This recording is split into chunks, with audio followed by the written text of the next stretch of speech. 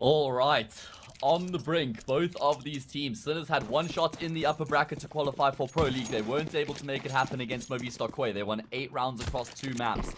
They're going to have to get the job done here against Sangal.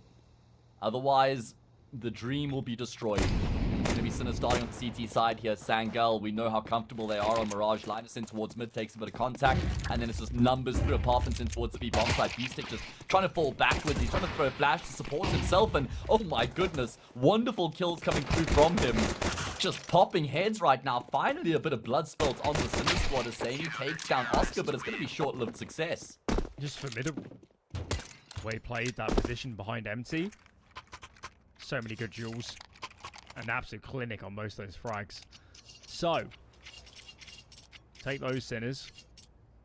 And obviously we focus more on the Sangal roster, but the old guard here, Shock, Beastic, and Oscar, it's just a win condition that they're playing some of the best Counter-Strike. They have to be the backbone to this team. When we saw them play Movistar Koi, it's quite apparent that Mikey and Marisco are, dare I say, out of their depth a little bit. I mean, this is the first time they've played at this tier with these stakes. So I do think the experienced heads, they're the ones that stay ever so calm, because this team needs a rock to play off. Yeah, absolutely. It's really important they kind of shield the lesser experienced players, and they pitch up early as well. It will be a good boost of confidence winning that pistol round here for Sinners.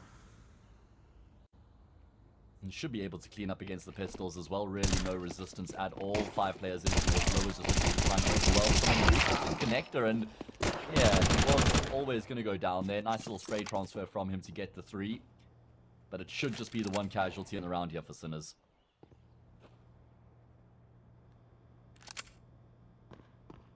Gonna make us wait, his youngster. Here comes Shock. And yeah, 4 alive. Pretty good stuff for Sinners. Sangal, of course, looking ahead to this buy, where it will be AKs across the board. Good util 2.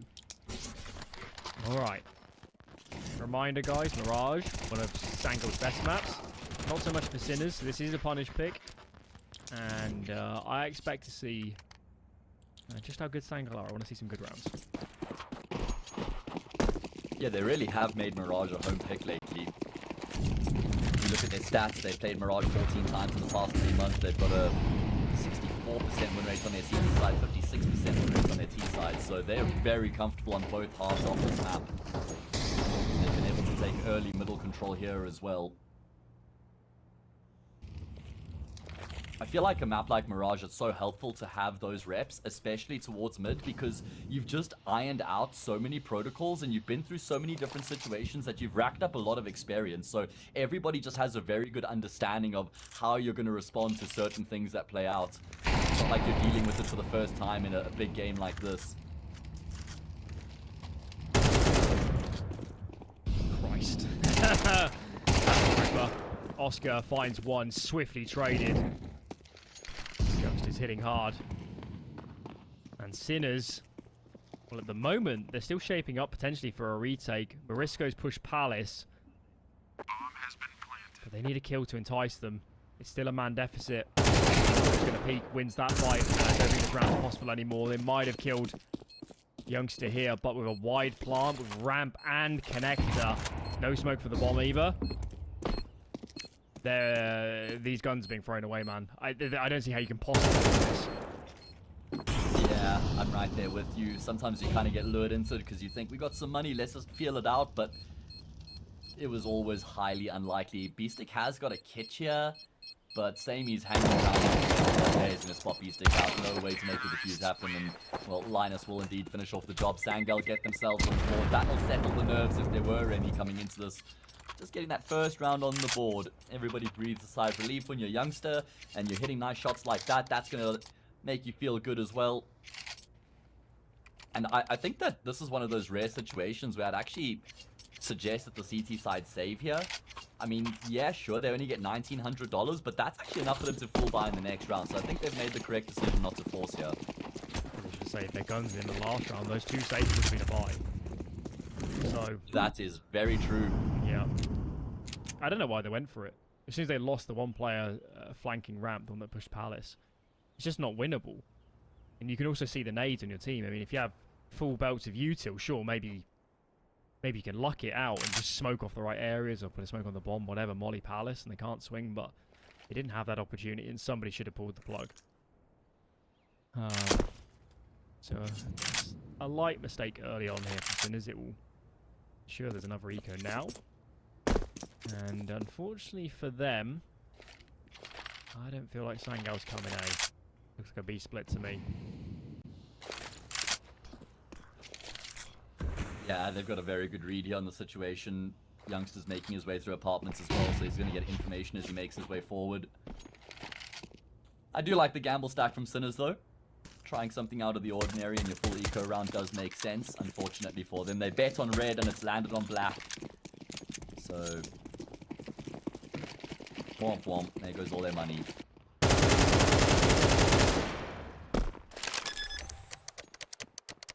It's important here actually that Sangal don't. There's actually no reason to hunt. Not at all. So they need discipline, and actually we had an xCloud on for the post-game interview yesterday after beating Aurora, and you made a big point about how they're trying to play disciplined Counter-Strike and how there's like accountability, I guess, for getting over eager. Okay. Hopefully Jota got the memo and stops pushing, but that was quite a surprising thing to hear, because it's normally the younger players that don't see the big picture, that don't, you know, it's a bit of a boring mindset to try and, you know, not hunt guns and always maximize your efficiency. But 30 rounds, well, I guess 24 now, or whatever, over a series. The odd safe gun here or there, that's 2, 3, 4 gun rounds. That is really the difference. Yeah. And often overlooked, as you say, normally by the younger players. You know, the average age here in Sangal is 22 years old. Yeah.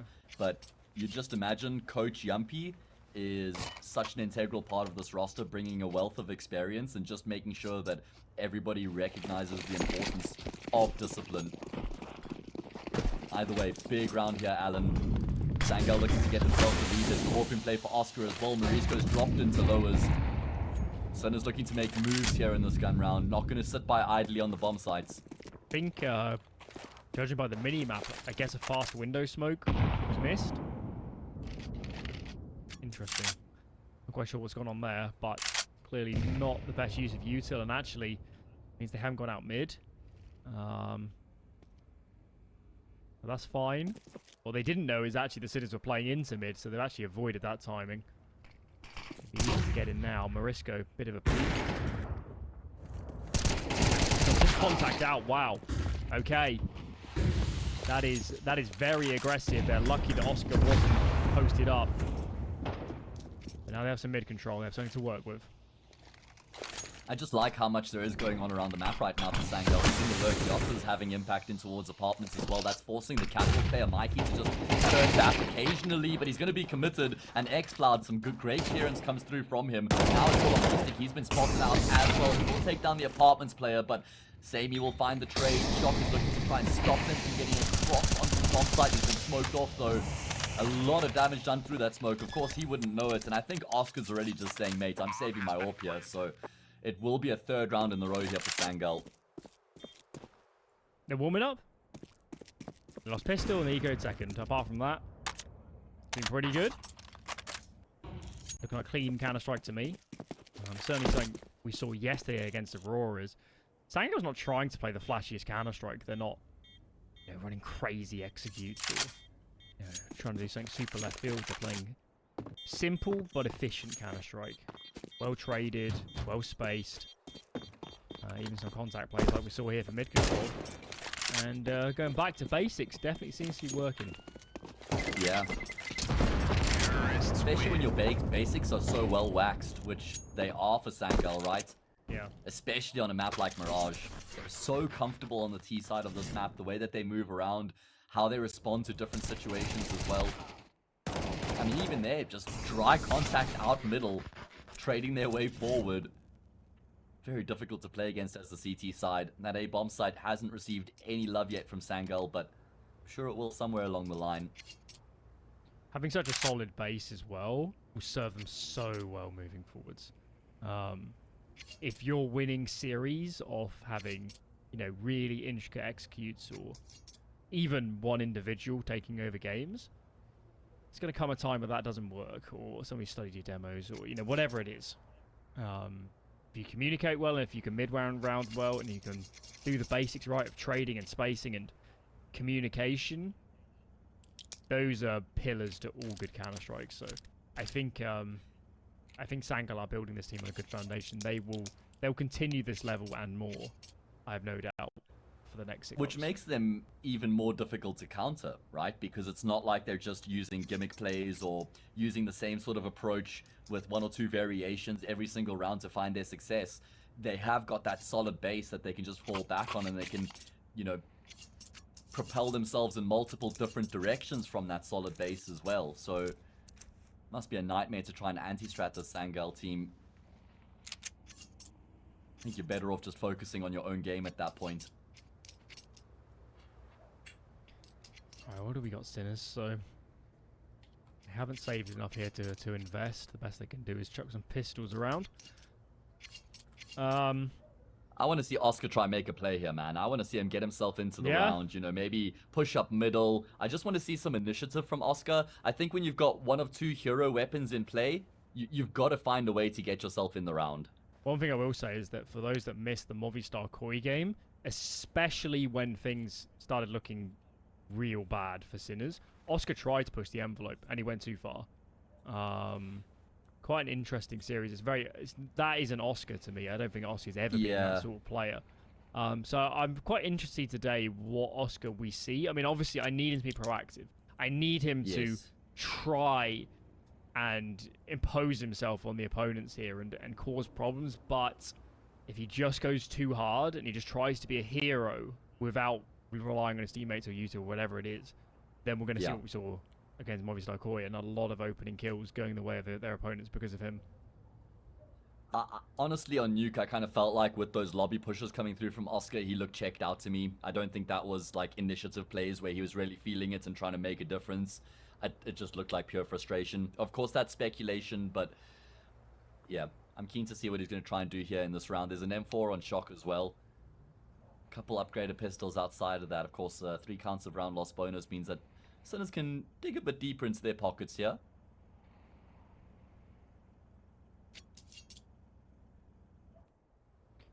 Well, unfortunately, it sounds like the technical issue is a little bit bigger than planned, so we're going to take a quick break. We're going to fire up the hamster wheel, get them running, and hopefully they'll generate enough power to get the servers going again and us back in game.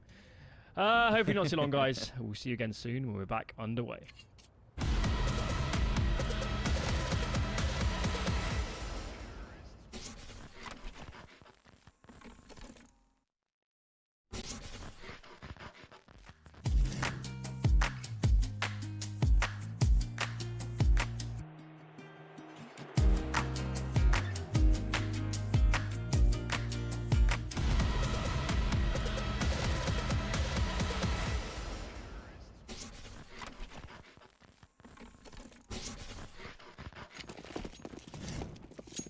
Well, that was quick. I wasn't lying about the quick break. Water spillage, but we've cleaned that up. We're dry again. And so is our human. Let's get back. Oh, well, there's Oscar. He was boosted up into ladder room at the start of the round, so in a forward position earlier than what xCloud was expecting. And that will be the opening kill. That's exactly what I was saying I was looking for out of Oscar here in this important round. Shock will support that right now, and he'll take one down. A little bit of damage inflicted to the second. Mauricio not able to get himself under Palace. I love the proactivity there from Yotta. Getting through that CT smoke makes such a big difference for his teammates trying to get onto the bomb site. Okay, how do you play this with your Sinners? Guns are a value. You can't ignore this away, but surely give this round a chance. Oscar, important frag, and he can't find it. That would have cracked open the round. But a very awkward engagement. Those guns do not survive. So, a little bit of a scare for Sangal, but let's be honest, after losing the first man, that just becomes survival. And they did. Yeah, exactly. It's not about winning the round cleanly anymore at that point. It's about, boys, we just need to make sure we get the points on the board here. And I love how quickly they also activate towards A ramp after they lose their mid player. It's not like they just sit around for 30 seconds and then allow Sinners to get info and then, you know, rotate and stack up the bomb site. Very good heads up decision making. Moving with pace are Sangal. And that's 4 in a row coming through for the T side, the team who have picked the map. And they're going to set up for a big exec into the safe bomb site again very early in the round.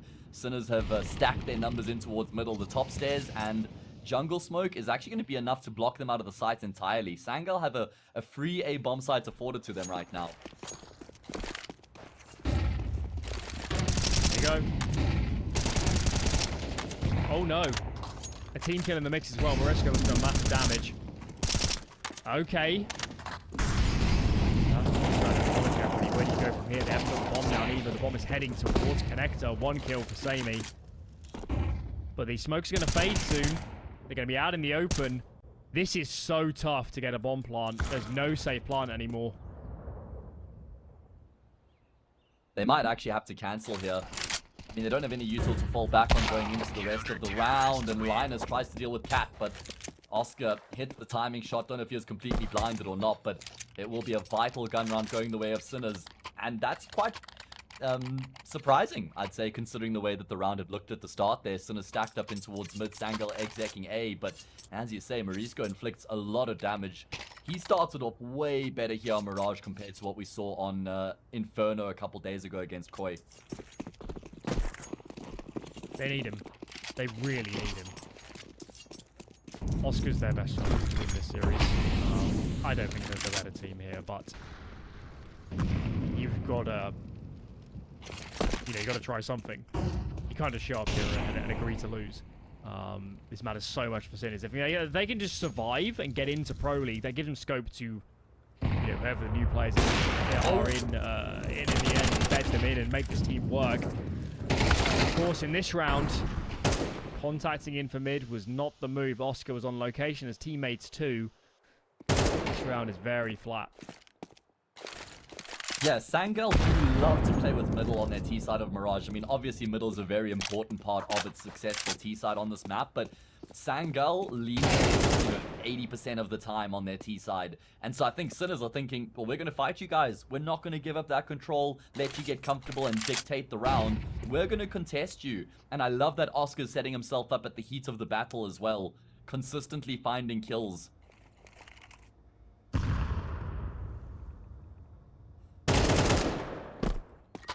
Looking clean. Sangal might need to change the game plan for mid. It's been a lot of, kind of default early, then contact in for mid control, hoping the AWP isn't on location, and they were not right this time. No, sir. I need to change the script. Jordan does have the bomb. Need a headshot to ensure a plant. There it is. No damaging util on this CT side, so this bomb will go down. Anything more from here is a bonus. Oh. I you just can understand what he's thinking. More, but still, honestly, a bomb plant there was a result. Yeah, that in itself was a tall order, asking Yotta to find a plant, considering the 1v4 in apartments, but does find a kill. Nice headshot there onto B-Stick. And did you notice how nicely he timed his peek as well? He was listening to the audio cue of the player jump spotting, and as soon as he hears him land from that jump peak, that's when he starts to push forward, because he knows he's given himself the biggest window to close the gap and then just make that shot a little bit easier. Right there. Savage. Doesn't Gonna have quite to earn be an them a eco buy, round though. though. So Yeah. it has to be an eco here. Alright. Okay.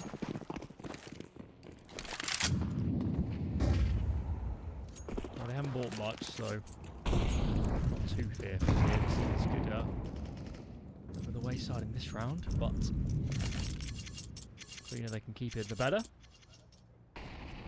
The one thing I would like to say is I don't think Moresco is like a placeholder in the Sinners team. I actually think he has the potential to stake a claim in this roster.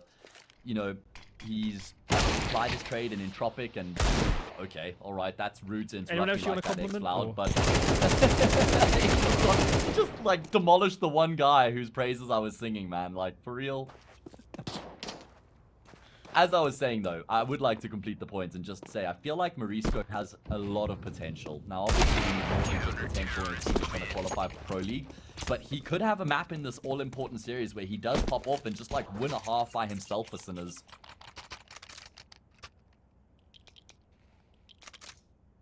Given Sinner's communication since the changes, I don't think they've said anything public. No, they haven't. No. So I think it's entirely conceivable, and dare I say likely, that both of them may be playing for their positions on this team in the games at the moment. Surely it's a factor. Whatever's going on, even if they're in, you know, full-blown contract talks, whatever. It only helps if you play some good Counter-Strike, and certainly if you do the opposite, they'll find a way to get out of the contract. So these guys need to do work. On the flip side, that was absolutely brutal. What are you supposed to do? Just posted up on the angle, great crosshair placement. Shock tries to trade, but suffers the same fate as Morisco. Mikey wants to try get something back. Of course, Sinners need to, you know, make an information play, try get something to work with here in the round. They have got Oscar, who's pushed Palace, but it's with an AWP, so it's not really an ideal weapon to flank with.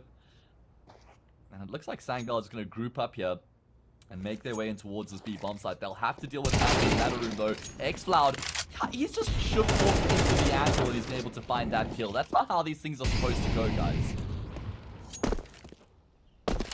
Time to save, Sinners. Oh. Won't even get that far. These guys shoot so hard, bro. Him and Jota are no joke. It is a great time for Turkish Counter-Strike. A really great time. They, pound for pound, they're generating so many good players. It is, it puts to shame a lot of other regions that maybe have better regions that don't get the same sort of support, exactly. The same sort of exposure. On the angle, dialed in. Completely ready for that second peak to come through as well. Oscar isn't able to save his AWP either, which means Sinners have to empty their pockets to afford the buy here in this next round. Scoreline leveled up, back and forth exactly as we expected coming into the series. I must say, Sinners are definitely looking better as a team and as individuals compared to what we saw in their first shot of qualifying.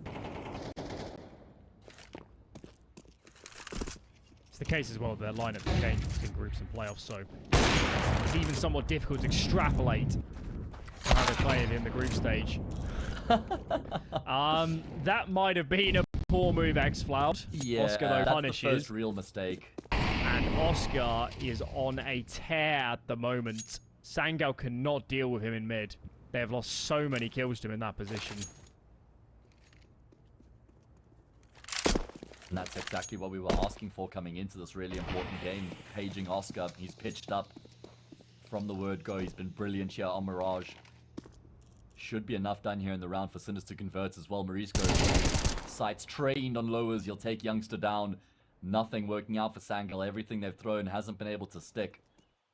Now it's just Yota and Linus making their way out of ramp, but Sinners have kind of got the idea this is what's going on. They got Mikey on that flank, so this round's as good as done. It's actually a formality from here. Super clean.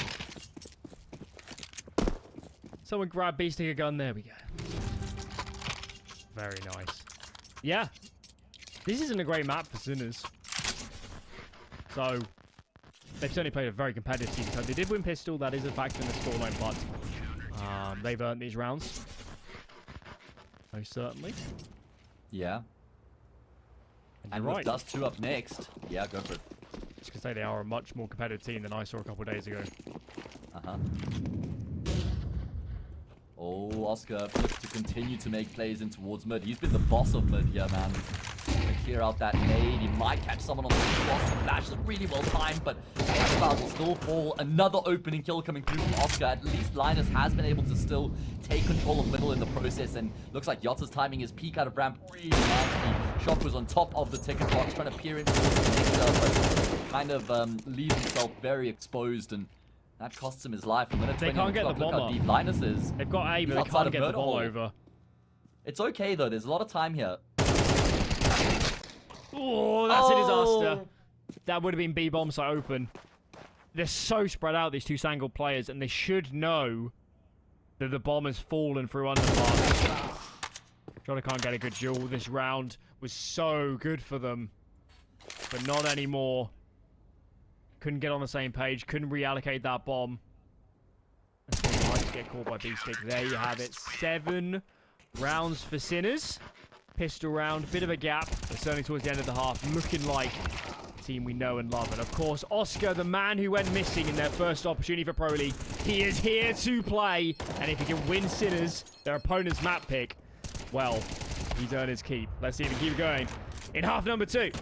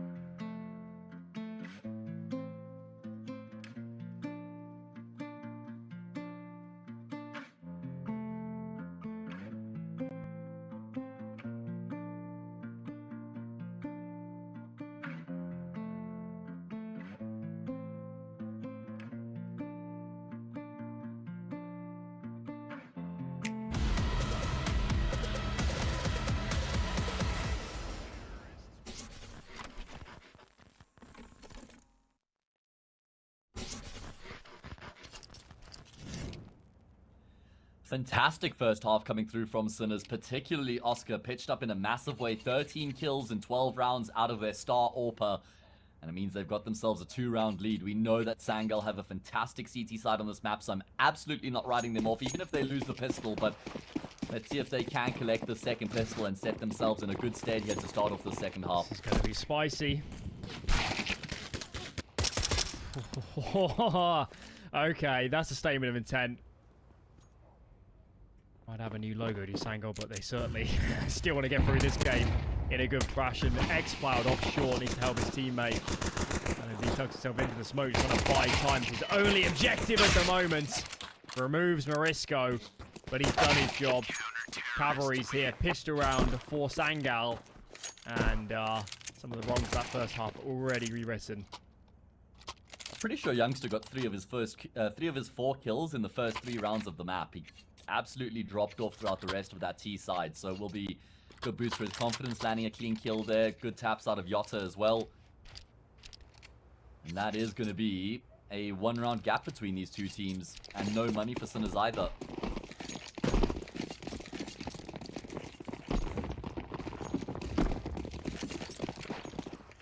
Okay.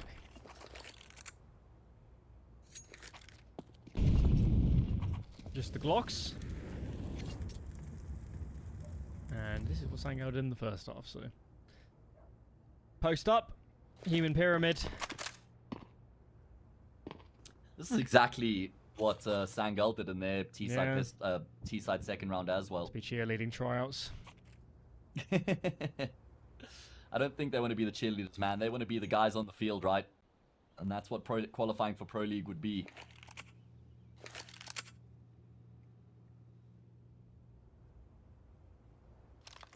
Sangal just want to make sure they keep numbers alive here. Build up that economy early on the CT side. As I was mentioning earlier, Class 2 is going to be that next map. So it's not a great one for Sangal. Oh, how's Youngster getting caught off there? That player was spotted making it through the vent. Allowed to force the issue and get the kill. Falling into place for Sangal as expected, and they level up the scoreline 7 apiece. Tiny bit awkward, but I've lost. All the players kept alive. Now we're getting towards the business end of this first map.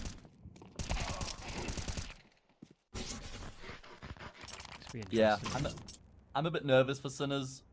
We would have seen against Koi as well. They didn't pick Mirage into Koi, even though Koi barely play Mirage at all. So that kind of tells us that they themselves don't have a huge amount of confidence in their Mirage. Let's see if they can open up the C side with a gun round win. It's a bonus round for the CT side. So if you're not winning this round as Sinners against 2 MP9s and a FAMAS, how are you going to win against the Orpin rifles?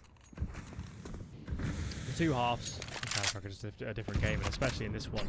The way they're winning in that first half was defending mid, and then Oscar's opening kills. And those cannot be guaranteed here. Even so, they catch Sangal on the aggression. There's barely any nades here either for Sangal. Beast is taking space, gonna catch this play. Oh my lord! How has nobody spotted each other? Not long for this world of you, Jota. He's gone. Bomb being heaved over now too.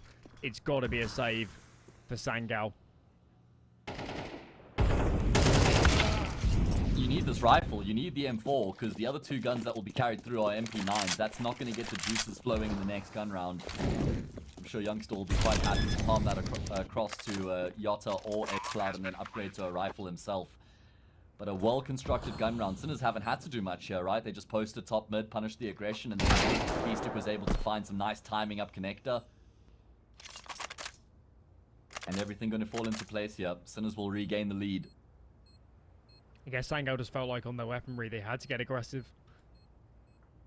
Didn't work. And Mikey could catch another gun. It's just an MP9, but still, damage is damage. Quite the difference though, isn't it? Gives over the AK. That is quite good for Sangal. Terrorists win. 8-7. Sinners they retake the lead. But the buy that follows here will be stronger. There should be an AWP out too. So they could have one if they want it. Yes, they do. So, tougher test now.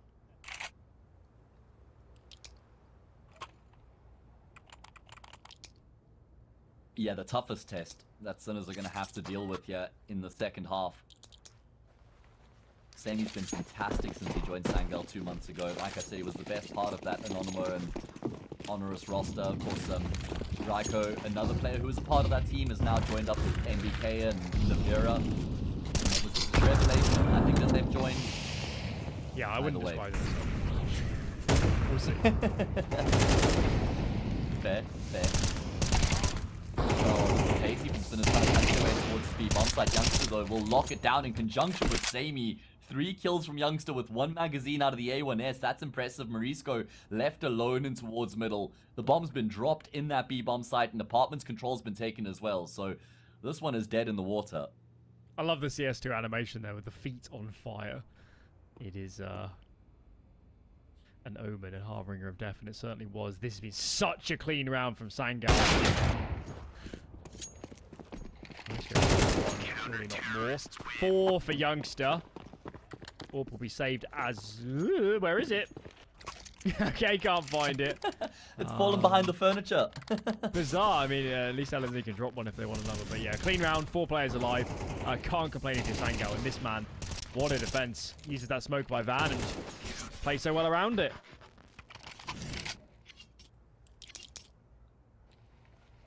Awkward here for Sinners. Tech 9s and Rifles coming into the next round. Lose this 9-8. Eco 10-8. So, yeah, this is actually a lot more important than one might think.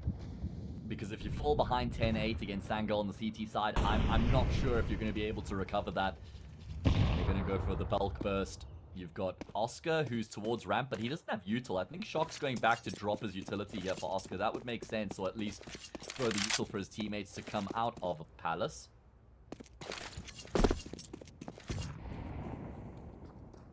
They're going to need some sort of util to try and get out, man. I don't think there's any world in which they get out just straight dry. Yeah, it's also the best util's on B-Stick.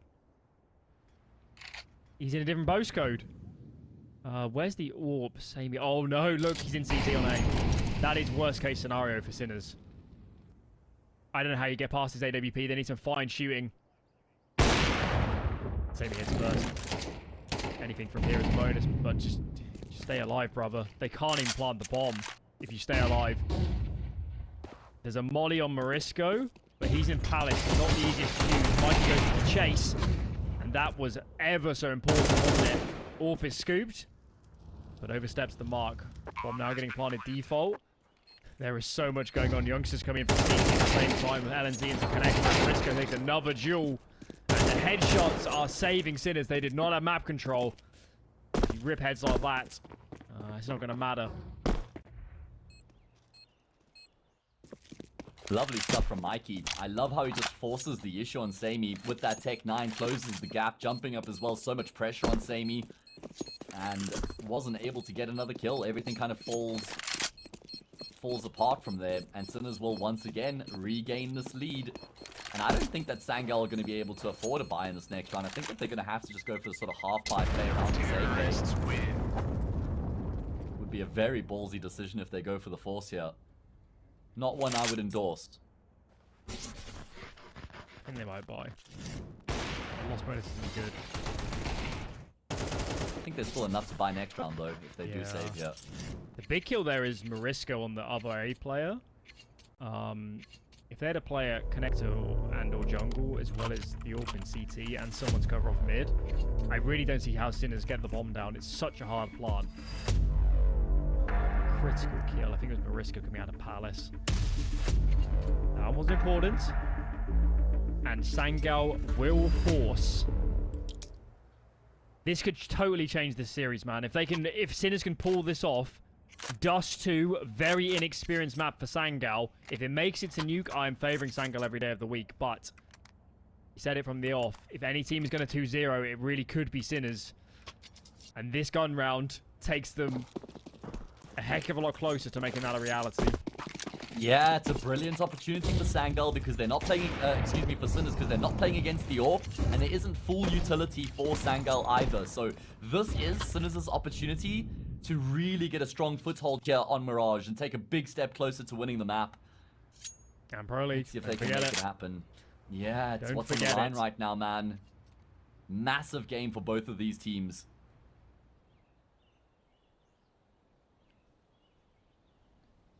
Sangal might be feeling a bit nervy now. They're on the brink. Yeah, and on the flip side, big games bring out the very big players. Oscar is here to play this time, all in the hand. Then get him into an after plant. He was so fearsome in the first half that back Oscar every day of the week. He's in a good position. Right, what have we got? Nades lined up. Jungle stairs, perhaps. Player in Palace. That's Mikey. Got a lurker in B-Stick. 3 in defense for Sangal. They're given mid. Very timely smoke. There is a HE grenade.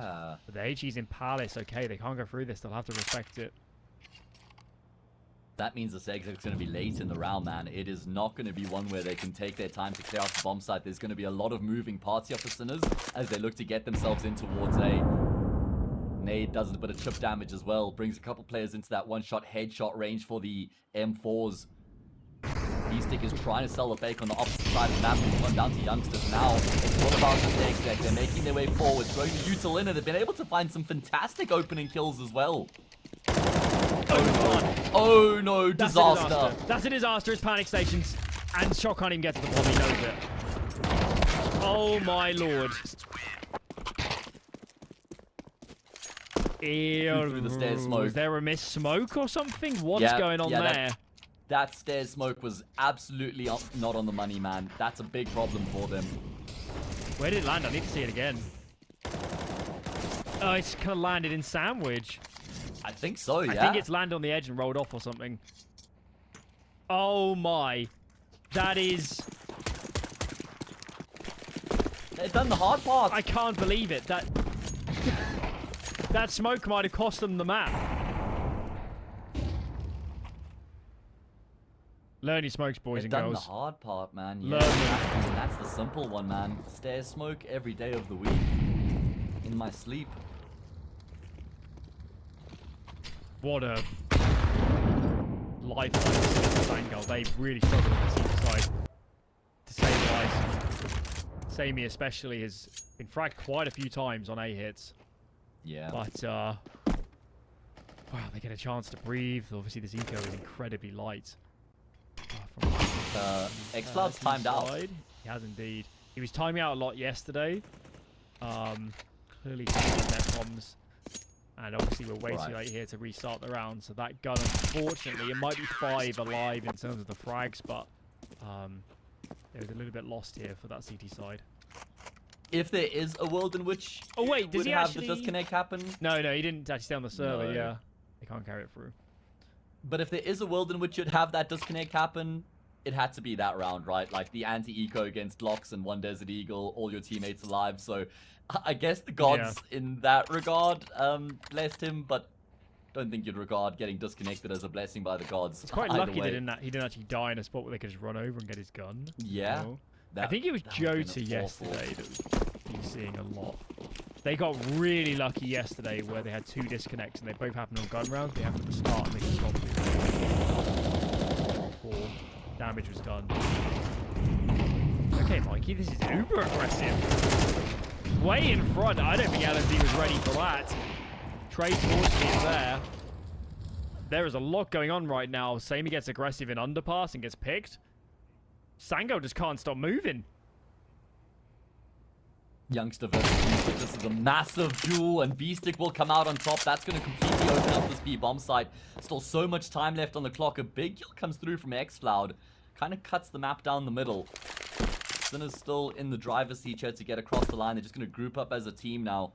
3 versus 2. X-Cloud's getting info that there's no further presence B, so it's going to come to his Turkish compatriot, Yota. Let's see how X-Cloud chooses to play this. He can either hide and spring his trap, maybe kill the bomb planter, or delay and hope for this flank to work out. X-Cloud is going in towards mid. He doesn't know it, but it would have been better if he flanked A. So he's looping back in towards connector. It's very little util on this T, so they might have to use the smoke to get a clean plant up. Jota peeks. First found. Can X-Cloud find an angle? Jota finds another. He's doing it all himself. And X-Cloud with the nade to get the job done. That was scary for the CT side. But they make it work. And they might have saved themselves on Mirage.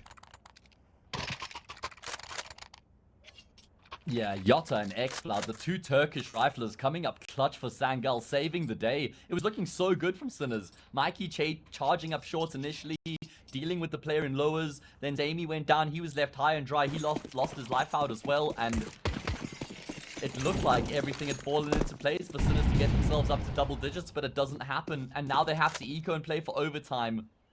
All born off the back of that missed smoke on top of stairs, right? Because if that lands, they guarantee the plant. They almost certainly win that round. And then Sangal have to eco. But that's not the realm we live in. That's a parallel universe. Yeah, they just can't think about it too much. It is Dust 2 up next. We're still strong with whatever happens, and they've certainly given Sangal a bigger scare than we ever expected on a map like this.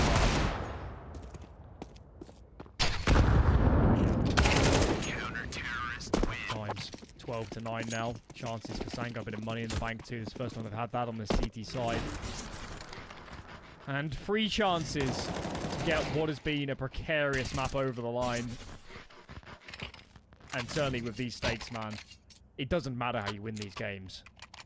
It really doesn't. You just want the Pro League spot. Nothing else matters. Obviously, the prize when you come to the final tomorrow is going to be important. But in terms of this series, Sangal don't care if it looks ugly. They just need to win this map.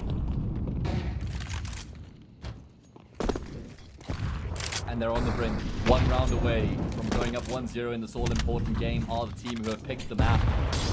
Sinners have to get a job done there. Orp and Rice's ability to work with as well. What's the call going to be here from B-Stick? I'm surprised Sangal is so eager to fight mid, because it hasn't actually worked on the CT side. It's been the slower rounds, but they've come good. Jota won himself LNZ with another. Plenty of frags traded in towards mid. It goes even numbers. And Sinners say, we've seen a lot of presence mid. Gonna loop our numbers over. Game on, youngster. You got a lot of work to do, young man.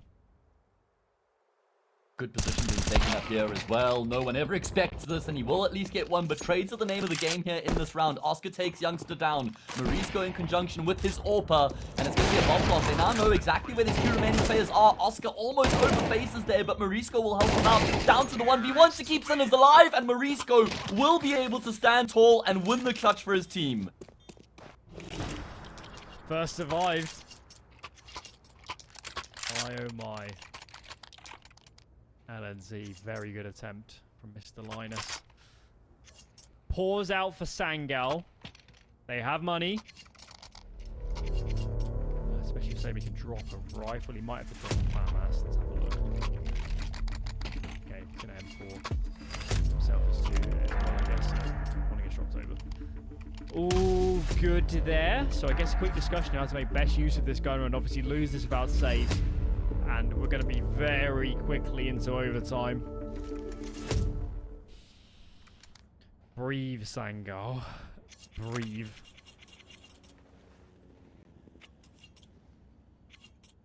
I'd certainly like to see a more passive opening. I don't think they need to push the envelope so much early round. I don't feel like that's their win condition here. I wonder if they were committing to that mid stack to try and catch Sinners off guard, because like you say, it hadn't been working for Sangal, so maybe Sinners were thinking, yeah, they wouldn't do that, right? They wouldn't go mid. Oscar, though, does catch X-Flout on the cross. And that is a 3-man advantage now all of a sudden. And all the time left on the clock here as well for Sinners to cook this round up. They can let it marinate, man. They've got time here. Let this one sit and stew.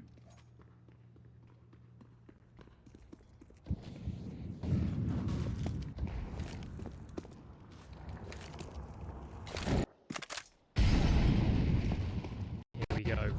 Hush is over. First, he's got a gap around the smoke. Creeps his way in.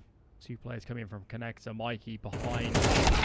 Jungle and stairs. Smoke Jota finds a big kill though. And there are 3 on location. There's plenty of time if Sinners do choose to pull the ripcord. Oscar starts to walk back. Mikey finds it. They might be enticed into this side. Shock. Big kill. Ever so close to overtime now. Youngster, the only player that can hold on to this site. And he does not last long. It is just Sammy to save this gun round. And, well, he's going to save the gun, isn't he? He has to. He absolutely has to. When you look at the money here for Sangal, they only get $1,900 when they lose this round, and they're not going to have an AWP either. Disastrous for Sangal. Phenomenal for Sinners. Remember, we came down to a 1 versus 1 2 rounds ago, and Mauricio just wide swung, and he was able to get the kill. And we are now on the cusp of going to overtime here on the first map. Sinners showing their teeth. They're showing their grit. But they cannot afford to lose this round, Alan. They've done so much work. They've worked so hard to earn this opportunity. Up against MP9s, a FAMAS, and a Desert Eagle.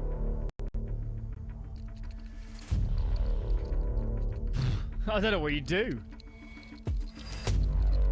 You can't play a standard round of Mirage with this buy. Obviously, shown their cards, haven't they, with the mid pushing? And that hasn't worked at all. The other thing is that Sinners will be on high alert in this round. They've played enough Counter-Strike to have a good guess at this buy. They'll know that sacrifices have been made, and they might anticipate some sort of aggression, so kind of makes it all the harder for Sangal. Find a gap. Solo B start. Oh my word, I would have had an apoplexy if he died again on the cross. Double under push.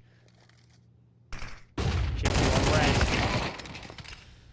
And well, I'm not sure that was a worthwhile trade. Surely Youngster is not long for this world. 3v4 now to deny overtime, and they surely don't have the guns to pull this off.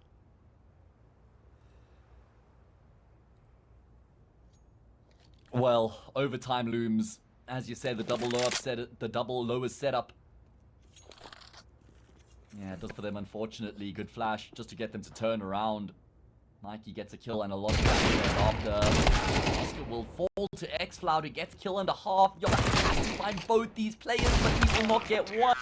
Linus goes down as well, and Sinners have done it from a 12-9 deficit. They win 3 rounds in a row, and they forced it into overtime here on Mirage. I'm so impressed by their tenacity, man. I mean, it looked like they were done for. After they missed that stairs smoke, I thought it was over. But no, they were able to regather themselves and show everybody what they're capable of. It's the only question we had for Sangal, wasn't it? We think they're the better team. They might even have the better individuals here in this playoffs, but they're a young team. They're on the brink of qualifying for an enormous tournament. Making a colossal difference to their season come September. And now the pressure cooker is a boiling point. It's overtime. They're a man down. Even the best would fall to here. They need to keep a cool head. Oh, so Yachts is by himself. Not just on the bomb side, but on the side of the map. Youngster's desperately trying to rotate across, but it's going to be a while before he can affect the situation. Yachts forced to actually drop that smoke grenade, and the AG just leaves him exposed. V-Stick will go down on the cross to Linus, at least to kill back in the round for Sangal, but they need more. Has to come now as well. Youngster weaving his way up close to the smoke there. He will find a kill back, but the man advantage persists for Sinners.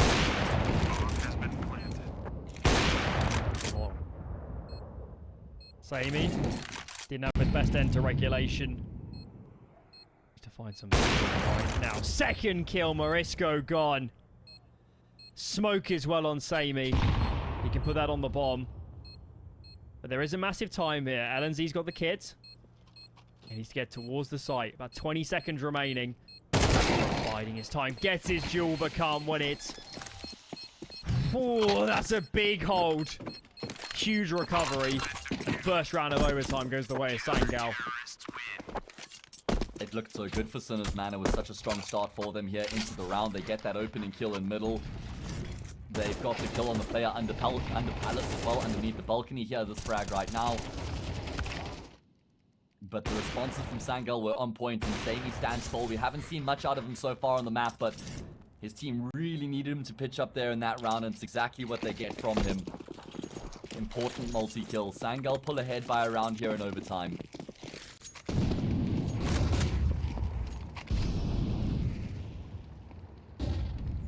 Round progression.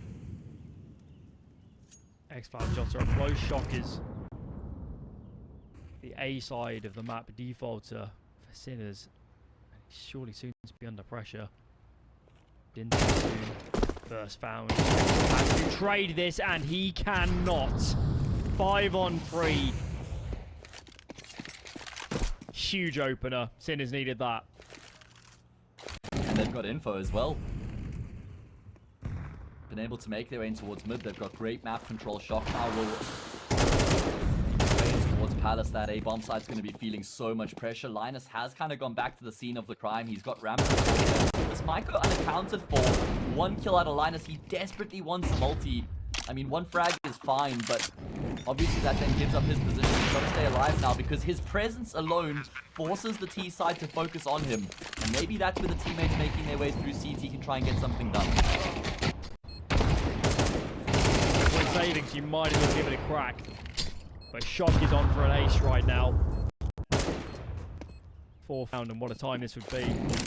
Hasn't been his best map. But this is what redemption looks like.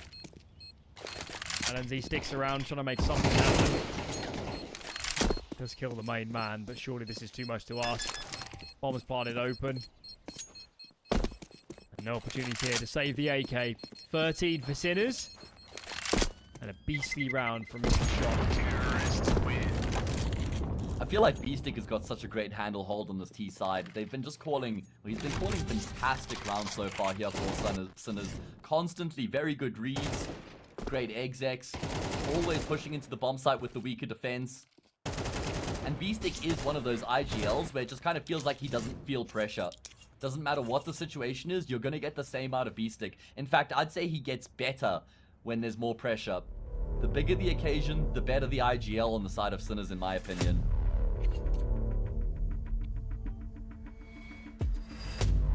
Pause from Sangal, of course. In overtime, extra pause, might as well use it. Have a discussion.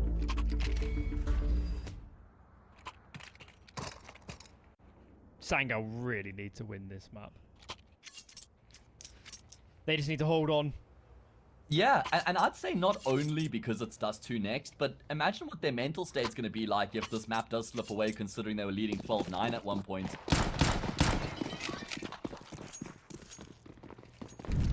Stay calm.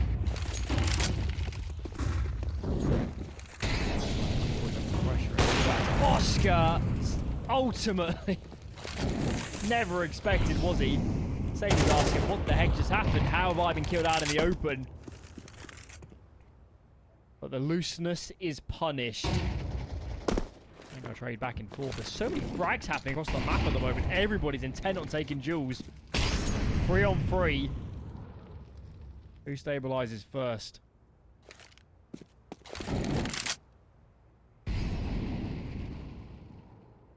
It really has been an intense map so far. Both halves in overtime as well. It's just been back and forth throughout, man. Both teams fighting tooth and nail for that spot at Pro League. Who will claim it is the question. 2 teams, 1 spot up for grabs. Wouldn't have been the names I picked to feature in this lower bracket final, but here we are. They've both done so well to get to this point, but it means nothing if you lose this match. It's brutal, but it's pretty much true. And as said, for these 2 teams, world ranking doesn't cut snuff. I don't see another world for them into Pro League. They fall by the wayside here. LNZ. He's the only player on this side of the map. There's not even a player that can watch Connector and look towards B short. So much work to do. Finds the first. Surely gets traded, but it doesn't happen. How on earth has he found all 3? What a moment. What a moment from that young man. Yeah, he's gotten better and better as Mirage has gone on, and that's certainly going to give him some confidence here to call a strong T side going into the second half of overtime. But you're absolutely on the money there, Alan. How has he not been traded from the Cat player? Was he just a bit slow? Was he hesitant? Could he not find an angle? Yeah, right there at that moment, he swung the left side of the pillar instead of the right side, and that meant that Linus was able to get the kill on Mikey as well. I mean, there was a world in which Linus doesn't even get a single frag from that position, and then it's probably round over, but he stands tall. And that earns his team a lead, a 1-round lead going into the second half. It's a game of survival, by hook or by crook. Sangal needs to win these rounds. Okay, it's going over a 1-round lead. Looks like a bit of a dropout from Mikey, I guess. Hope he gets back in soon. Right, the exciting end here on Mirage. Want to get on to Dust 2. And yeah, you mentioned him earlier. Morisco didn't have his best series up against Movistar, especially on Anubis. But you know, here he's played a much better game. He has been a strong force for this team. Obviously, the first half felt like a lot of Oscar, but here and now. Mariska's doing a lot of good work.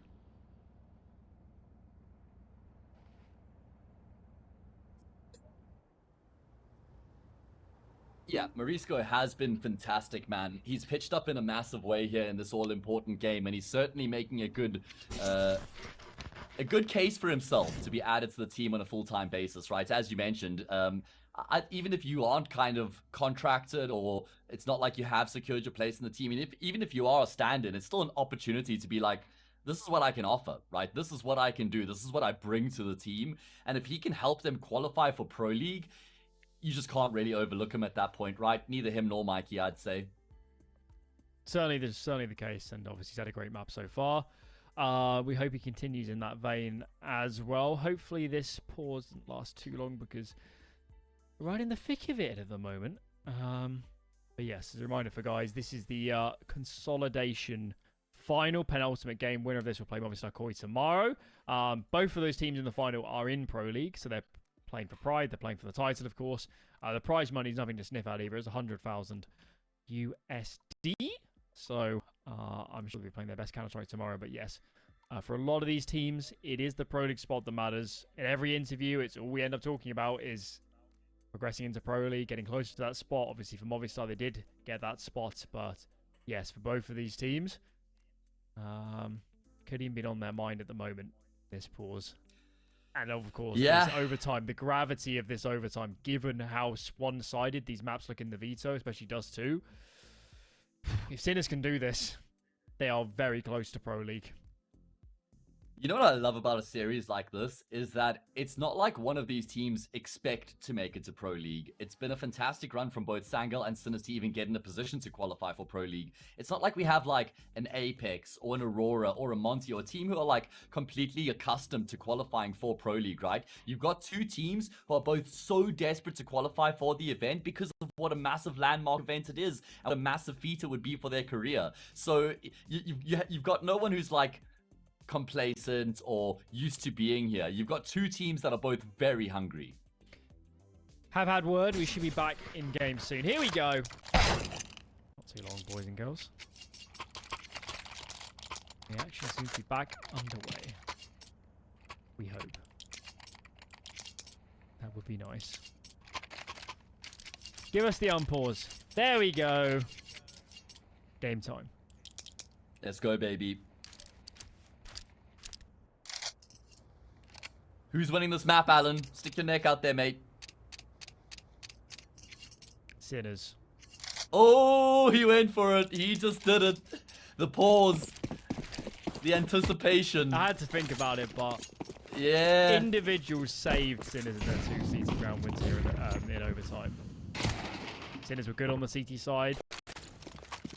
The one Astro would add, I guess, is I need Oscar to be in first half four, but if he is, I can definitely see a world in this double OT at a minimum. Okay, let's see if I'm right. Explosive A here out of Sangal. Well, there Oscar he is. Does collect the opener. Bursted connector smoke doesn't help Shock, actually leads to his demise. Good damage onto X-File, but it's not a kill. But I'm watching Mikey. He's a rascal at the moment, coming in from behind. Marisco, though, gets two. Bomb might be planted. The Sangal are licking their wounds. Oh, there's no way they win this post plant with the big flank coming through from Mike. He's going to hear all the footsteps. A great lineup. First kill for free. Second kill, not going to go his way. But Yotta is cooped up in a corner. Going to get naded down, mollied out of position. And it's only going to be one kill. Sinners have leveled up the scoreline here in their first round on the CT side. Yeah, I'm feeling better now. And that will do them a world of confidence. Here we go. This is a real game now. Sangal are being forced to do this the hard way.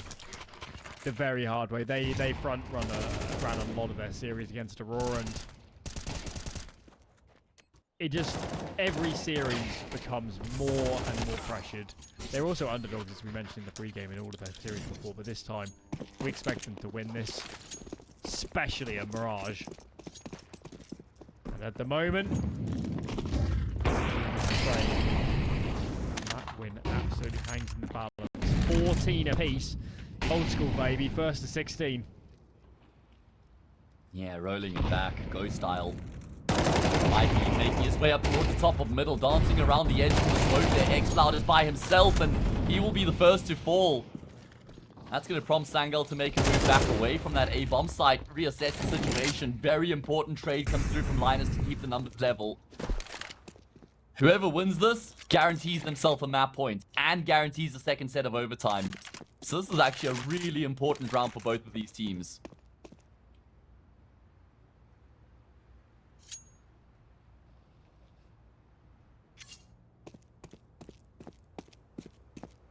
Sin is favouring to have numbers mid. See how Beastie has had to see a lot of A control. Uses his smoke actually. Makes the triple. Potentially good lead from Marisco. He's into the CT as well. Shotgun call. There's nobody in comes in, so site might be flamed. I'm watching the afterwards. Sangal needs space, and especially with Youngster going down. Oh no, CT's Only enemy finding space. Oh, that is a kill. Jungle secured. Bomb is planted. This is a critical after plant. Jota finds another. LNZ now all that remains. He's in towards jungle. Smoke will take him out of it for now. Has to reposition into connector. He wants to line aside onto that bomb. Smoke in front of it. Not here to hold. And Shock connects. Map point first of them goes the way of Sinners.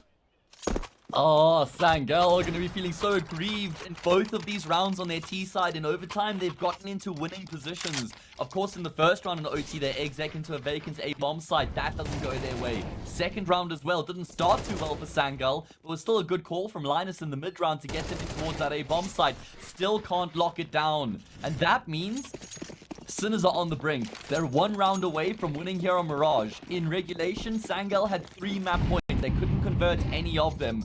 Sangal fall back onto the good old faithful A exec, but if they lose this round, they go down 0-1 in this all-important series. And they have the Kratos 2 next. Far from their favourite map. 2 games played on that turf. And they're not well positioned with XQR. They have nobody towards CT. They have nobody on the side proper. If Sangal takes CT, Bomb has been planted. could be on for double OT. Instead, they choose to go in for jungle control. 3 players here. Marisco, work to do. And can't get it done. Man advantage now for Sangal as they seek out OT number 2. No way through. Absolutely no way through. Sangal have found the winning recipe, and they are just breathing a massive sigh of relief at this point that they've been able to level up the scoreline again and force it into a second set of overtime. Oh man, again, just the A exec. This time though, they right their wrongs from that first round on T-side OT. They make sure they get the bomb down, that they keep numbers alive, and they get good control to work within the post plants as well. That's the difference. Feels like we've had 1 B round in the last 10. And that was around where... The life of a killed B anchor, everybody. man. Okay. Bit of a pause. Looks like Oscar has dropped out for a second. Hopefully he's back soon. There he is. There we go. Right. Do a quick restart maybe, perhaps, not sure. Either way. He's fallen off a little bit, mate. He has. He was, what, 12 to 4? Something at the start of this game? 13 kills after the first half. He has been Marisco. Been Marisco of late. In this game. The Marisk show. Trademarked. Let's see. Sangal shift their pieces in towards mid here at the start of this round. They must be so relieved that they've been able to keep themselves alive here on Mirage. I mean, we should be on Dust 2 right now. Sangal probably should have finished off proceedings in regulation. Mikey's nade might actually be able to finish off the kill there on X-Cloud. It does. First blood drawn here by Sinners.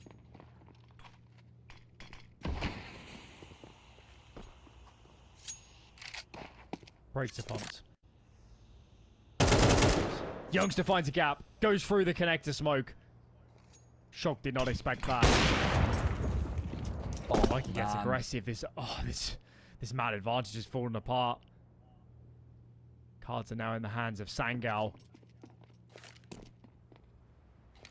They're playing one hell of a bluff. Jota gives space. Sinners don't know. They don't know this is an A round. And they need the numbers here, don't they? Because they don't have enough have a man advantage to play with. They need to risk in the right direction, and right now, they are not. Sangal love to fall back on the safe bomb site. Sinners are going to go for the gamble stack, though. It's understandable. They don't have much going for them, but based off the information, I'm a bit surprised they made this play because B-Stick's holding B, hasn't seen or noticed any presence, and Oscar's flanked through lowers as well. Never mind the minimap. Toying with me, but Yotta demolishes Oscar, who is no longer on the server. 2v4, they'll have to retake here because it's overtime, but I mean, surely this is impossible. Bomb goes down just in time. B-Stick, along with Morisco, has got a big flank here to work with. Samey's going to kind of clear the flank, but not all the way. And Morisco knows he's here, and he's been able to get the frag. We're down to a 2 versus 2 now. Kits on both the remaining players. Morisco's got utility to work with as well. So this is a little bit nervy for Sangal. Yotta will relieve those nerves, though, with an important kill at range on B-Stick, and he finishes off the job as well. That's a big one. That was a man-on-man advantage for Sinners. And they do not convert. This is getting very tense now. Here's Youngster, finds the gap. Goes through that connector smoke, cracks the round open. And that's the cascade, the dominoes that brings Sangal back into play. 16 to 15 then. Overtime. Let's see if Sangal can keep this going. Then get 2 T rounds. They'll be in great shape.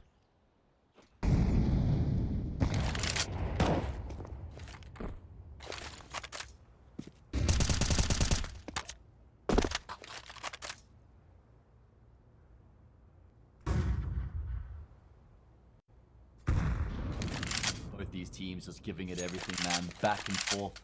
Such an important match. Looks like Sangal are setting themselves up for a potential fake towards that A bomb site, and then they're going to hit B.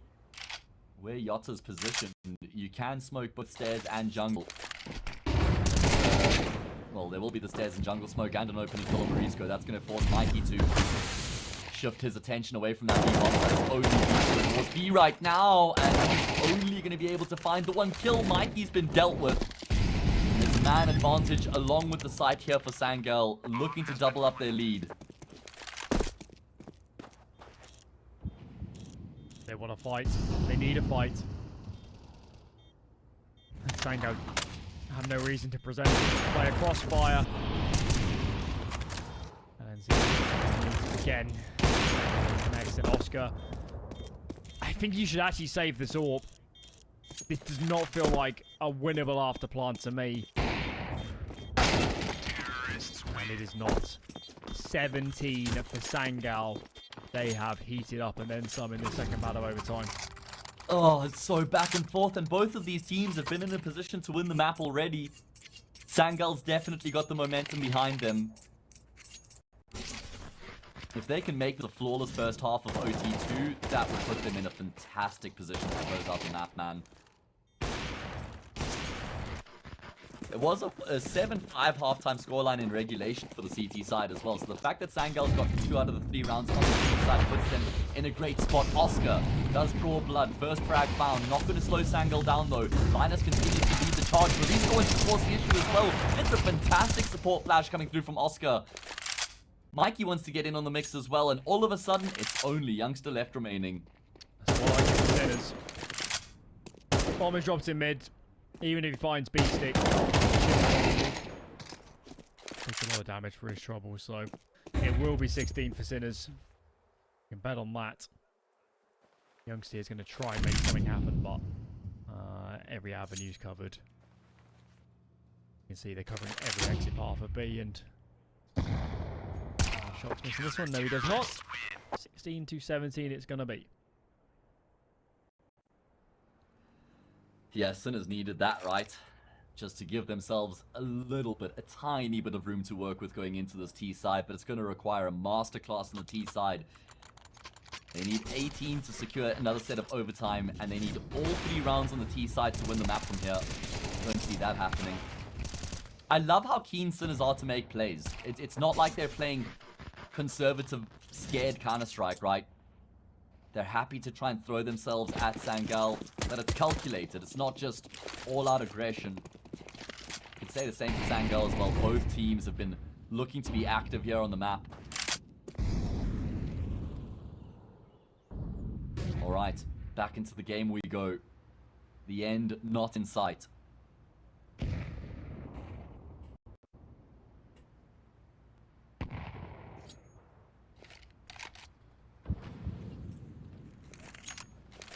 A lot of patience here from both teams. Everybody willing to commit. Window smoke. Up from Morisco. That one is gonna miss. X-Pac lead. Call to his teammates. I can't see anything top mid. Yeah, B-Stick is under window. And for now, nobody's really rotated, but at least now Sinners have a different prong to their attack. Connect at the same time. Jota caught out in the open. He didn't expect players to be so up close. X-Fire Molly's behind this connector smoke. Good flash and good awareness. Wow. Clinic. Absolute clinic of a take from Sinners. Yeah, textbook, right? Clip that, watch that one back. That is a perfectly weighted execute coming through from Sinners. Punishing the aggression initially and then falling into play straight afterwards. Good util usage and fantastic shooting. It's only Youngster left, but he doesn't have a hope in hell here. Sinners on course to level up the scoreline here. 34 rounds of Counter-Strike played, and we cannot separate these two teams, Alan. Well, we'll have to at some point. Can't both get the Pro League spot. Okay. Well, there will be another map point. And to one of these teams in a moment. Joda's really come alive on this map. LNZ's been brilliant as well. But in these big moments, they might need to produce some magic. Ever important other star players. The strats run dry. The playbook is shown. Individuals sometimes can make the difference. Let me hear this from earlier. The man that's called off a little bit. Oscar is already out. Man advantage for Sangal. I feel like it's been Mikey and Marisco here in overtime so far that's been carrying the mantle for Sinners. The two players you would least expect it to be. But they've been fantastic. Can't fall off yet though. They can't clock out. Work to be done. Winner of this round gets a map point. Pressure being applied in towards that A bomb site. That's going to force X-Cloud to turn. It's really well done. Forcing that player to shift his focus allows for Shock to get boosted up into snipers. And now he cuts the map down the middle. There's two players on either bomb site. Sinners could go wherever they like from here and they'll have an advantage.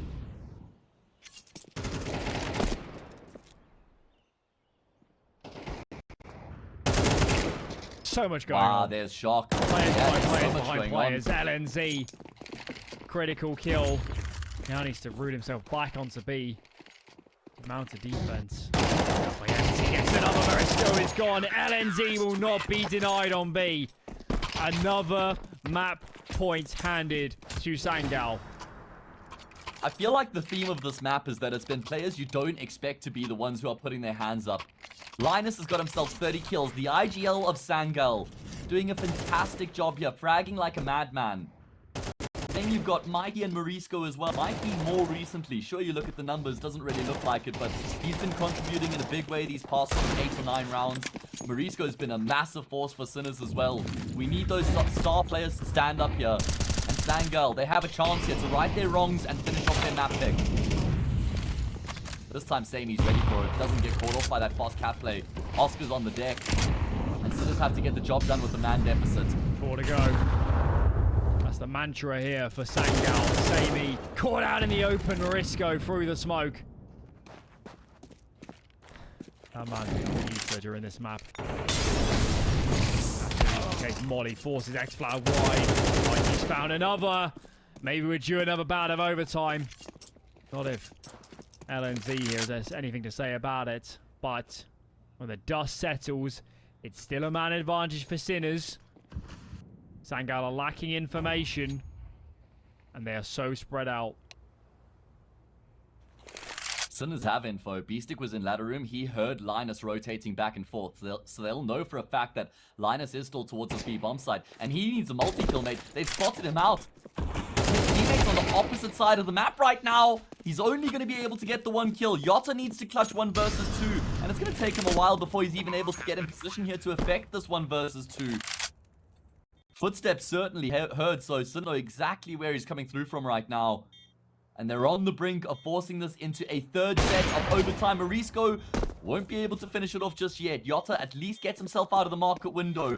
Seems to have a pretty good idea as to where the AWP has positioned himself. Gonna drop a smoke on the bomb as well. Looking to try and force the players out. He's taking down the first. It's all on Beastic to try and deny the defuse. It's going to have to be shots in the smoke. He's off the mark though. And Yotta will stick the defuse and win a highly unlikely 1 versus 2 clutch to complete the map for his team. I can't believe it. I can't believe it. That's how it ends. A plan for short. And he managed to stick it. Well, that is unbelievable. That is unbelievable. Sangal survived the onslaught that is Mirage. Sinners gave that everything. Absolutely everything. Obviously, the misspoke will stand out as a moment, but both teams have so many chances. When a map goes that deep, everyone's making mistakes. I'm a little bit stunned. That was not meant to be a close map. And obviously, it couldn't have been any closer. At the same time, though, I don't think Sinners are going to be taking that away from the map. They're going to be pretty aggrieved that they weren't, first able to force it into another set of overtime or actually win the map itself, right? They had a map point in the first set of overtime. It went awry and they've been punished, which is just so brutal, man. I love the way that Yotta plays that clutch as well, drops a smoke on the bomb, taps the defuse, forces the apartments player out and then sticks it afterwards. Masterful stuff coming through from him amongst the pressure. Yeah, I mean, a lot of the young guns here were the heavy hitters for both teams, so I'm so impressed for them. But yeah, I think the main thing for Sinners actually is just not to panic, because Dusty's really favored for them in this veto. Obviously they invested a lot into that, but yeah, let's take a look at our player torch coming into this one. It was Xfloud, I believe, going into map number 1. He wasn't bad here. Those weren't his stats, but he wasn't at his best. I know he played a little bit better, so hopefully. Yeah. Maybe in Dust 2, they will need their individuals. Definitely on a map like Dust 2, we can see him hitting even harder. Yeah, it was his Turkish compatriot, Yotta, was the one who was doing most of the damage for Sangal. Linus was the player who did so much work as well, man. A fantastic individual performance from him. I feel like he called a great T-side, as did Beastic. Unfortunately for Sinners, they do falter on the map. They go down 0-1 in the series, and it means they're 1 map loss away from losing out in that spot at Pro League. On the flip side, Sangal, if they can win Dust 2, they will secure that spot, man. Everything on the line right now. We're going to be jumping into Dust 2 next, but before we are going to have a short break.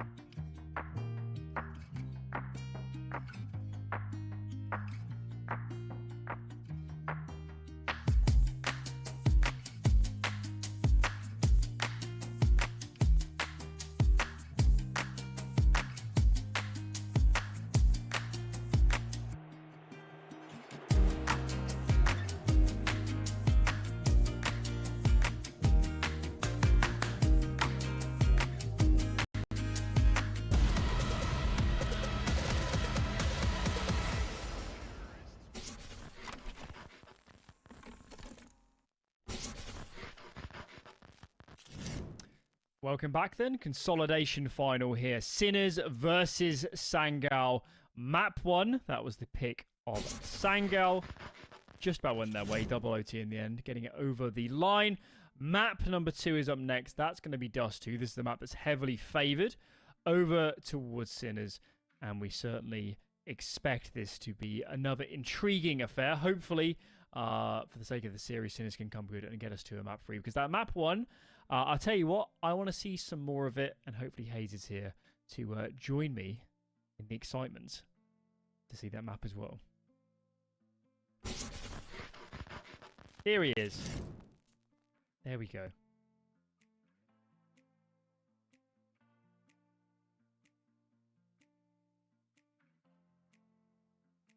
I can hear him.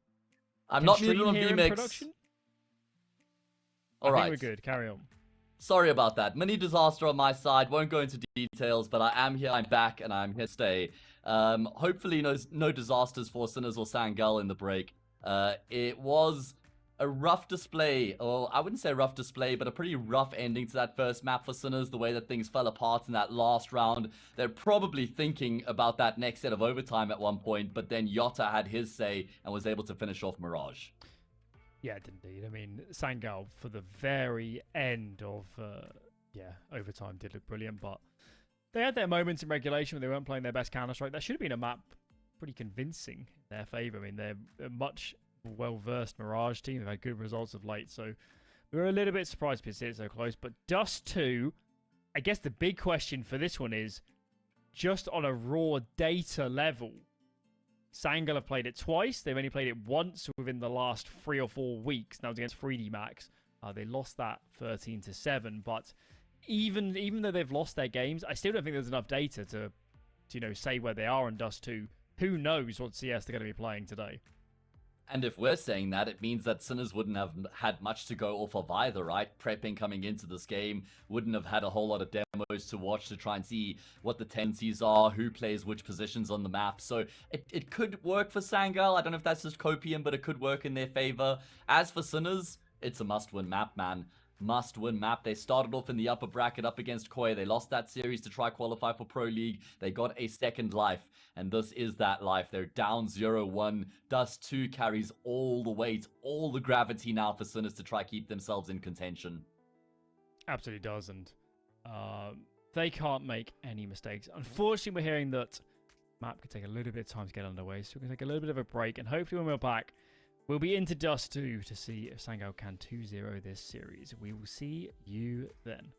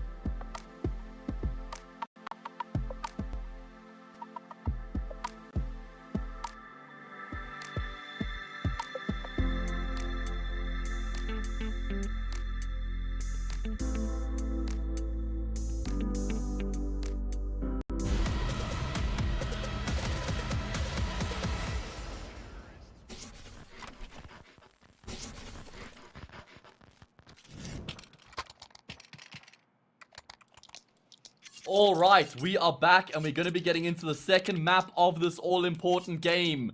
Sangal lead the series 1-0 and they get the choice of sides coming into Dust 2 as well. Must-win map for Sinners, the most important map of their lives, Alan. Yeah, it's a bit of hyperbole, but you get what I mean. Probably is for Mariska and Mikey. Yeah, true. Certainly, if they win this, then the third will become ever so important. Oscar, though, opens the scorecard. And they need him on this map. Dust 2's always been an Orpus paradise on the CD side. Difficult to play about him, and Oscar's opening up this one in the best fashion possible. Oh no, so many missed shots. It's not looking good at all. Minus is going to double back into shock here as well. They've got him locked in, and that's a statement made by Sinners in the pistol round. They wanted nothing to do with the bomb sites themselves. They set themselves up on catwalk, and they just take the fight to Sangal. Do indeed. Next round for them. Expecting a heavy eco here from Sangal. Indeed it will be. Sinners just keep their numbers alive. Yeah, with the game. That is the goal. Yeah, we were talking about how Sangal, for the first time here in this run, would be the favorites coming into this match, and it did look like that favorites tag got to them a little bit. I mean, you would have cast them yesterday, but I've been casting them outside of this competition, and normally they look a lot more composed than what we saw on Mirage, I'd say. It happens. It happens. Everyone's in the group stage. But those champion spirits who look in the face of adversity and come through it. Sangal did survive that map one, and that really was the aim of the game. From frankly, the whole map was pretty back and forth. We did have map points at the end of regulation, but just decided to do it the hard way. Why not? Why not? Here we go then. Guns out. Oscar does have an AWP. And let's see Sangal. No doubt they would have practiced quite a lot of Dust 2. You can't have a hole in your map pool. So I'm very intrigued to see what they have for us. I feel like they had to have known that Sinners were going to pick Dust 2 coming into this match as well, because their permaban's Inferno. That's Sinners' first pick. That's out of the equation. Mirage is something Sinners like to play. Sangal picked that. So by deduction, they must have been ready for Dust 2 here.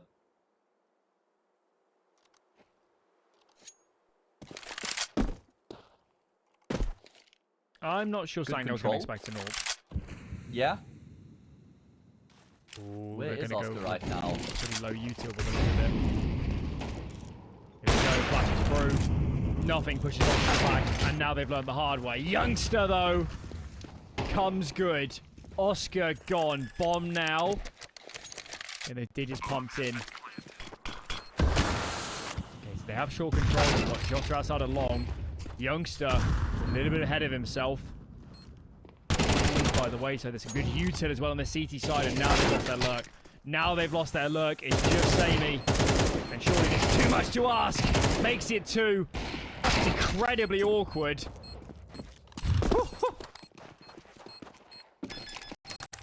Mariska didn't have line of sight. Shock could have given up his life there. Yeah. I was nervy, man. Those jump spots. There's a world in which Sammy gets those 3 kills in very quick succession. Unfortunately, he couldn't hit the 3rd shot there. 2 kills could come through quickly from him there. That's that 3rd shot I'm talking about. In fact, he could have almost gotten all 4 in the space of like a second and a half. That might have been the clip of 2024, you know. Not to be. And it will be forgotten. Not quite the lost bonus just yet. Think about an investment, so... Smattering a pistol to scout out for LNZ. Default towards the B side of the map. Who's playing this side? We've got Morisco, we've got Shock. Finally Smoke. I think Sangal will respect that. Even on these sort of rounds, can't just throw bodies away, they need to do damage. And they'll reroute in towards mid to try and achieve just that. Yeah, they'd love to drop a couple of these CTs, force to revive some weapons. Have been able to find the opening here. I'm not too worried for Sinners.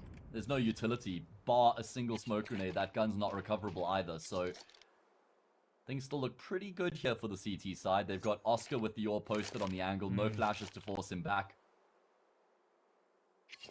If Sangal could get a plant here, that would be really nice. Mikey's come off long. And this could make all the difference. Oscar's going to flip into holding that position. Mikey's put out in the open. It's a little bit awkward. Doesn't finish his food. 3v3 now.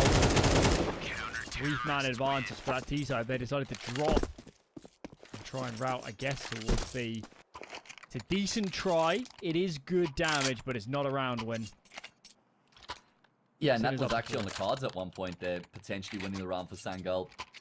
After they hit that shot on Mikey towards the A-bomb side, I'm thinking they could be in trouble here, the CTs, but yeah, Sangal's decision-making to drop 2 players down, unfortunately, doesn't work out the way they would have hoped, and it means, as you say, Sinners start off with 4 in a row here. Certainly will bolster the confidence coming into this all-important second map, and to level up the scoreline and take us to Nuke, which is still not a great map for Sinners, but it will give them a fighting chance. This is looking good for Sinners now. Double AWP on the cards. Boost is a little bit off. Nobody here to punish. What do you do now if you're Sangal? You could just look straight towards the site hits here, or a split maybe of B, but there's so much remaining util for the CT side. They're so content to play the range game on their AWPs. Of course, had a smattering of that with his mid-smoke, but still 2 full belts. Mikey and Oscar. There isn't that much time left in the round either. Let's see. Sangal got to do a good job to navigate this much util and get a bomb plant. Yeah, they're trying to just employ a bit of misdirection here. Pressure middle, then no further presence. A smoke on towards catwalk, no further presence. Now they will show their hand, making their way through middle with numbers. There is 1 smoke grenade left remaining here for the C side. Back pocket, Morisco through the smoke. Good for 1. Is that enough? It looks like it will be. Absolutely. It is a field day for the CT side. Picking apart Sangal limb from limb as they try and make their way in towards mid. Read like a book, really, weren't they? I mean, they tried different angles of pressure, but Sinners were always in the right location, and they had the flanks going as well by the time the split was actually engaged. Pause out from Sangal, and that's not a surprise. Guess they're also debating an investment here, but I don't know. This feels like too much. I think a half buy is what the doctor's ordering at the moment. They can't find a route into this CT side. They're also losing so many opening kills. That is not sustainable. Alright. Perhaps just the sole hero AK on xCloud? No. Jota and Youngster buying up a little bit, but it is a half buy. They're not going all in. Very reminiscent of the second round buy is what this looks like. Yeah, true. I mean, they've actually got a pretty decent amount of firepower to work with, considering it's an eco round. Well, the scout will land a tag. Double AWP setup employed here. Shock with that second AWP. Hasn't started the round the way he would have liked, but not the end of the world. Could be in trouble though because he's tagged. It turns Linus the scout into an AWP in that duel. And off the back of that kill, Sangal are thinking, well, let's try and take space in the middle. And they take more than just space. They take names. They take lives. Mikey backpedaling. It's Mauricio rather than Yuki, desperately trying to find a way to affect the defense. And between himself and Beestick, they will find a couple frags. Question is, do Sinners attempt the retake? Oh, no. Maybe if Oscar finds xCloud, but now this is too much. Surely. No frag there for Beast. That was juicy, but it's not going to influence the round. Okay. Lifeline for Sangal. Half by win nets them around. That will also ensure there's some money in the bank because they've scooped up some rifles to boot. And actually, despite losing a lot of rounds, Sangal, they did keep the money low. It's not like Sinners have big reserves. They've invested practically everything here. Yeah. So an opportunity to recover this half for the Turkish-based squad. Yeah, you win this round 5-2, then an anti-eco afterwards, almost certainly 5-3, so you're bang on the money. Sangal have got their foot in the door here. Can they force it open is the question. And it looks like they're going to hammer home on this B bomb site once again. They'll know the player's close based on the trajectory from the smoke grenade. Question is, do they respect it or not? It looks like they will for now. In the meantime, Sinners have set themselves up in towards mid. It's Mauricio with Oscar trying to lock it down, and they'll work together very nicely. Great kills initially, and despite the fact that Mauricio goes down, an advantage will persist here for the CT side. Yet again, Sangal playing from a deficit. This time it's the aggression that thwarts them. Right. What's the move? What's the move from here? Checking up for short. Giving to Oscar and B-Stick a favouring mid. Mikey needs to win this engagement, and he does. So at least long is retained. That will come in handy. Should this develop into a retake? Util now being employed, of course. Sangal unaware that A is open for business. They're doing this slow and steady way. The bomb should get planted. Problem is, all the time, you know, they're wasting essentially, going out for this control. Plays into short, smoke that keeps them at bay. Oh, it's actually the smoke towards short has forced Sinners back entirely. Oscar's going all the way around through long to try and make the retake happen, and Shock's gone down in towards CT. Samey is looking towards long here as well, so he's going to scope trained on the correct side of the map. There's no kit between Oscar and B-Stick. They'll still edge their way forward. They're going to consider this. Oscar's late peek could work perfectly, but he goes for a very quick shot, and that means he's going to miss it. Now Samey's ready for it. I don't think there's a way in here. No. We've already reached that 10-second mark. Even though B-Stick kills Youngster, the round is over. I thought that Sangal had lost their chance to win the round when Yotta goes down to Mikey at long, but somehow Samey and co are able to recover. I can't believe Sangal have won this round. That's daylight robbery. Wow. After Mikey kills the long player, I mean, look here. So it's a clean 5-on-3. Mikey kills the long player. 4-on-2, you have long. Why is Mikey taking a fight? Just hide. Just retain long control at any cost. If you retain long, Samey can never peek into CT. And if he does, you swing long and you kill him. That's a big mistake. A big mistake. We saw some of these younger players making errors up against Movistar Koi. I hope that doesn't cost them, man, because you only need to blink and Sangal will be way back into this half. Yeah, that's the problem. I mean, it was a strong start, but that's all it was, is a strong start. That's not going to win you the map. Sangal are so formidable. I mean, Samey's shot on the pit player as well was just disgusting. I mean, Sinners have got the correct read here. Most of their players stacked up towards the say bomb site. They're on ramp, so one smoke grenade would be very effective here to just block it off entirely. And there we go. Smoke deployed. Just trying to clear the smoke out. Okay, no need to clear the smoke. We're just going to get a double kill on the spray down. There's a rifle in play. Mikey needs to be dealt with. Shows his hand though. And now the bomb crosses. Samey needs to deal with. A lot closer than he's bargaining for. Oh no! Pistol's doing damage. All on LNZ. All is scooped. Oh, this is a dangerous game. And he wins it. Wow.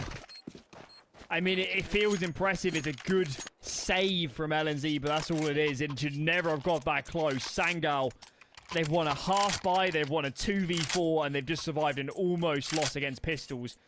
They are clinging on by fingernails right now on Dust 2. Yeah, can you imagine how Linus's heart must be racing right now? Samey was double scoped in. That was the problem. Never going to get Shock on that angle. He hadn't realized he had already crossed. And then Linus, even with the jiggle there to try and take down Shock's AWP, was very brave coming through from him. Thankfully, Shock doesn't hit the shot. And into another gun round we go. Looks like Sangal is going to try to go through this long smoke, but Oscar is ready for it. There's another player where that came from, and they'll trade dinks. AK trumps the M4 into a 4 versus 4. And Sangal have plenty time here to try and find a way to make this round work. And make this position work. The AWP is spotted, but they both miss.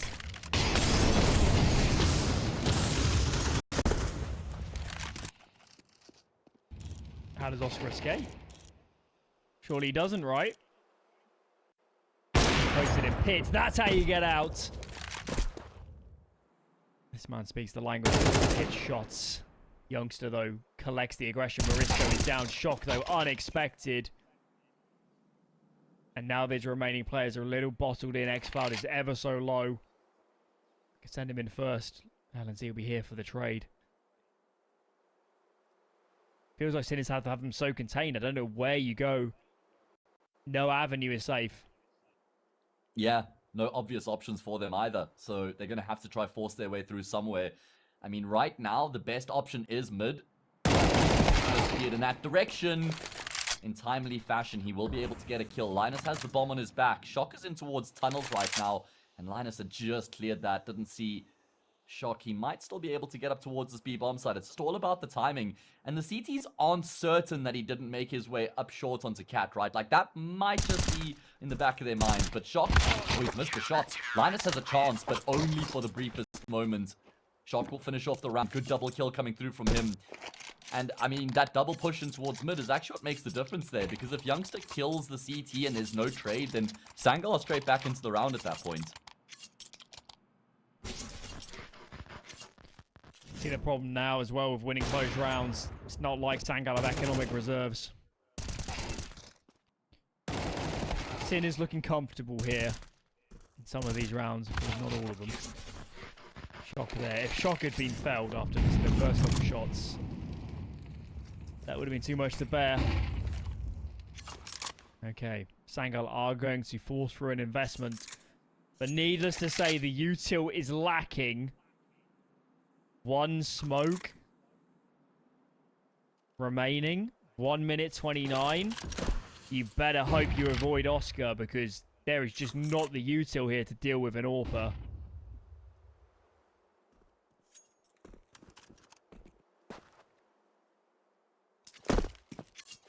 Such a big round for Sangal, because if they lose the 7-3, they'll have to do so. That guarantees Big kill. Oh, Shock. Yeah, that's a really wide swing to try deploy the incendiary. It costs him his life, and oh, Marisco smoke. Does Yotta expect this? He doesn't have to, but no! Marisco turns and burns 180 degrees. I thought he was dead for all money, but somehow able to come good with the frag, and they've doubled up in the tunnel right now to try and get this kill on Marisco. He seems to have an inclination as could be the case. X-Cloud's gone through, he'll die. Youngster trades, but there's more where that came from. In the meantime, Linus remains rooted on that B bomb site. There is a kit and there is utility. Retake very much alive right now for Sinners. And at this point, the MP9 is just keeping Youngster busy so that they can be guaranteed a 2 versus 1 on the B bomb site itself. Linus trying to navigate these lines, trying to find a way to isolate the fuels, but he's got no room to work with. He can't hit the shots either. And Mikey with the kits on the defuse, and Sinners have made it happen. What a map this has been from Beastie. He's so annoying there as well on the MP9. Wow, Sinners. Sinners have made a couple errors here. This could have... They've really played a really good CT half. They've made the few errors is why Sangal has rounds. But all in all, the overall approach, the proactivity, the reactions, Sinners know what they're doing on Dust 2. There's no doubt about it. And if Sangal's going to eat an eco this late in the half, it's going to be 8 surely for Sinners. And this map is pretty T-sided at the moment, so they're laughing. They're laughing at the moment. They are playing so well. Definitely goes against the grain. And at this point, I imagine Sangal are just relieved that they won on Mirage, because imagine they'd lost that map. And they have the insurance policy as Nuke as that decider as well, which will be a comfort ground for them, but I'll have to focus up right here, right now. Try and find a way to get back on track here. Course correct on Dust 2 as they set themselves on course for that A bomb site. Problem is, again, lack of utility. One smoke grenade for Samey, but no flashes to force that A player back means it's going to have to be a dry push, probably a run boost as well. They're looking for a bomb planter to get a bit of extra money, and Xlot will drop down with the smoke. Oscar's forced to deal with them and missed his shot, but thankfully there's an immediate response out of the man you just highlighted, Beastic. He's now got 15 kills, man. Not showing signs of slowing down anytime soon either. His teammates will join up, and the retake looks as good as done.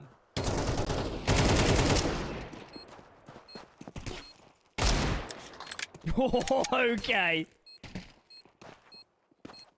Never say never. Too much to ask though.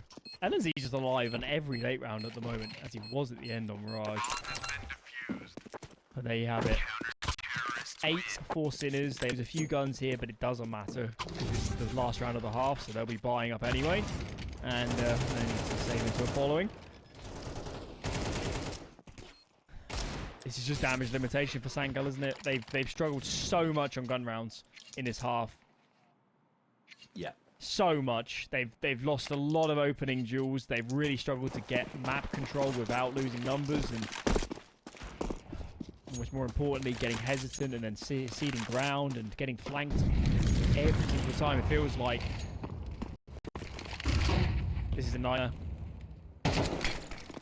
And it looks like it's going to be a very simple approach for Sangal to try and cap off this first half. They're pushing towards the B bomb site, but they've run into some stone resistance. The Doctor's got a kill, but there's been 3 in response. At least they've been able to isolate this B bomb site, but that doesn't guarantee them side control. Morisco will stand tall. A marvelous effort from him. 3 kills to complete the half. 9-3. That is complete and utter decimation out of Sinners, and that'll do a world of good for their confidence as well here on the second map. Of course, Mirage went to overtime, second overtime, where they eventually lost out, but they haven't shown to have taken a step backwards from that map. They are playing some fantastic Counter-Strike right now, and we're going to be taking a short break. When we come back, we'll find out if they can finish it off in the second half.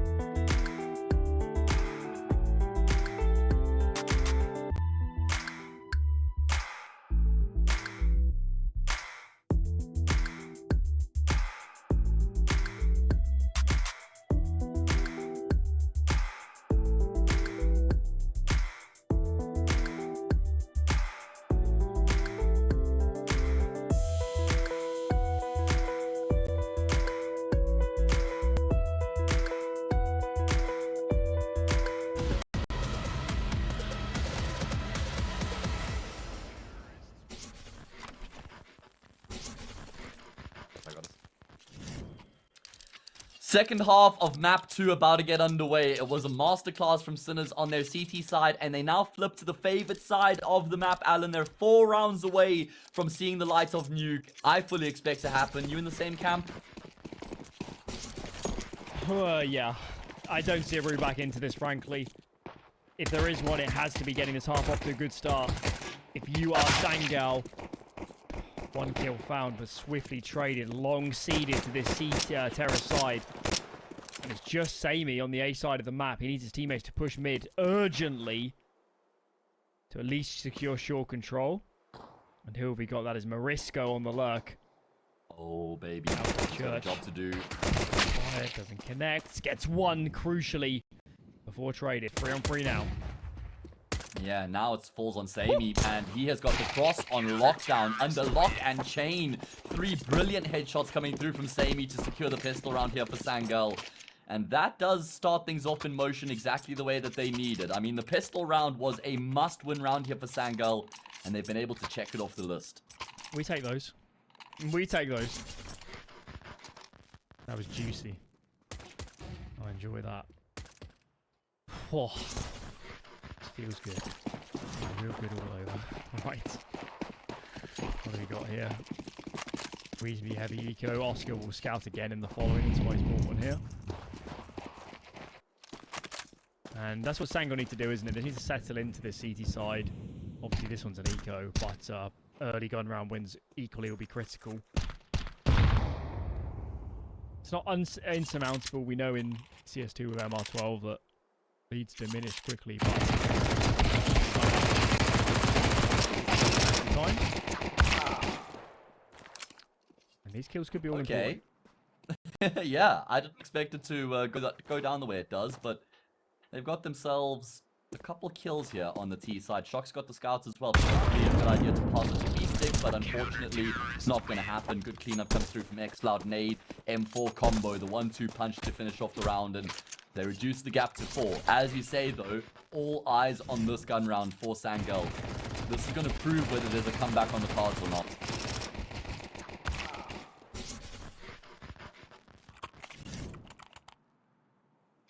Okay, no AWP on the CT side. I don't think they could have got one.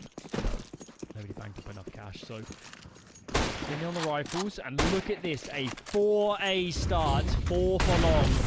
Sinners are coming. They're about to meet some resistance. Sangal surely needs to fight, winning this many numbers over. First goes the way of X-File, make it 2. Remaining Sinners players are rattled. They are not coming out of these long doors. This is the Sangal. This is the Sangal we wanted to see. Yeah, that's exactly it, man. That's where I was going with it. Sangal are pitching up on the CT side, and Sinners, well, they were probably thinking maybe just a little bit that they had done the job in the first half and that Dust 2 was as good as done, but Sangal are giving them something else to consider here. Job not done in this round, though. 5 versus 3. We'll go back to the scene of the crime here. Smoke fades, Linus becomes exposed, and a kill is collected. Smoke cleared out. I think that was a T-nade that clears it out. Either way, no damage done. Sinners take long control, but they've only got a single smoke, 1 flash. It's not going to be easy to get into the bomb site from here. They have got a molly for car as well. Whether they use it or not is still yet to be decided, but it looks like they've fully committed to the long push. Seems unlikely, doesn't it? Jota peaks. Yeah, what's going on there? Sangal's taking some risks here. X-Cloud handed them the round on a platter. An absolute platter. 5-on-3 CT side of Dust 2 with long control. Should be punching those digits in every single day of the week, but now Jeopardy on the horizon. Boost here. And it gets spotted. Oscar for 2. That could be the moment. But Dust 2 slipped between the fingers of Sangal. Well, you were talking about how in the interview yesterday, X-Cloud mentioned that discipline was one of the most important qualities of Sangal's success, and Jota doesn't keep up with that mentality. He steps out from car, unforced, nothing actually, he didn't have to take that peek, but he did. Costs him his life, and everything just falls apart from there for Sangal. And they've decided to force buy here as well, understandable, with only 1 count of round loss bonus behind them. Lose this force, and the map is as good as done, if it isn't already.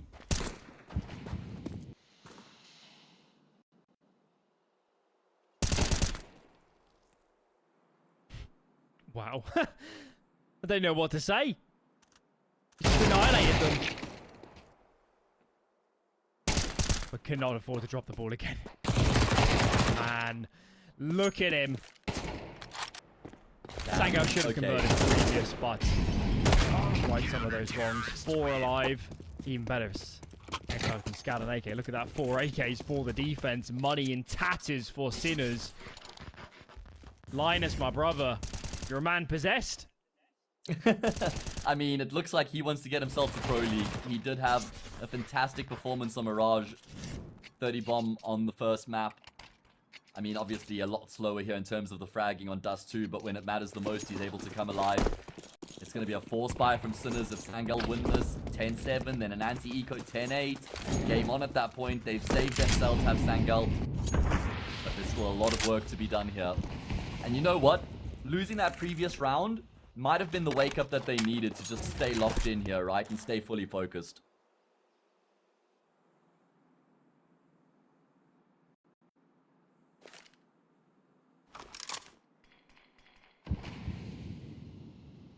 This is going to be an even game very quickly if Sangal can just convert this round.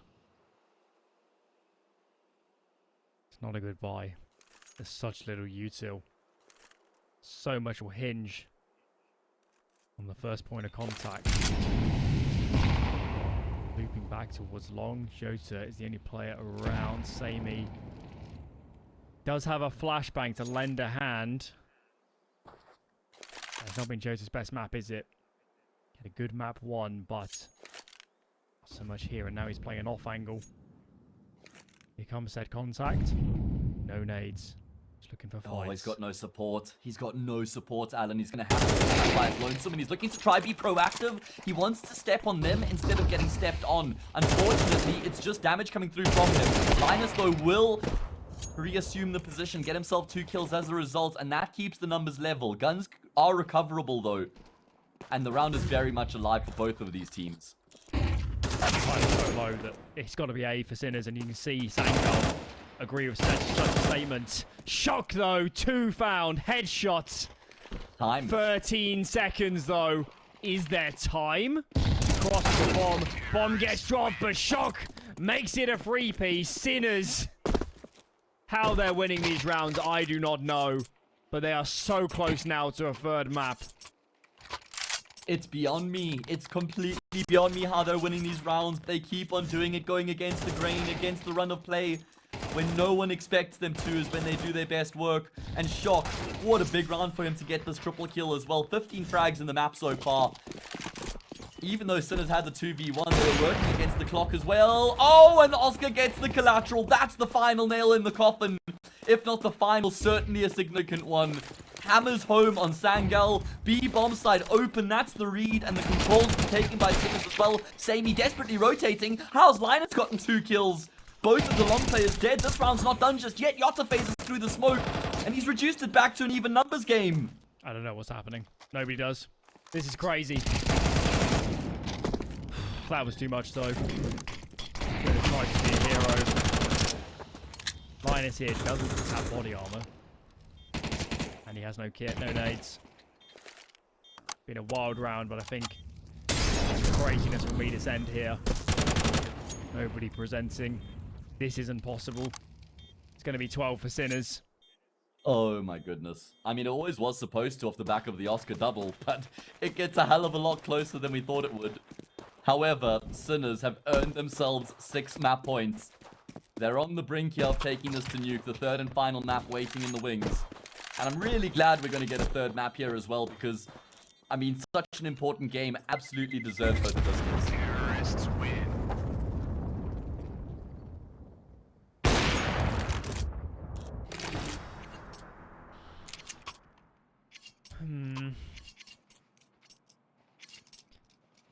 I don't see how Sangal can possibly get this to overtime.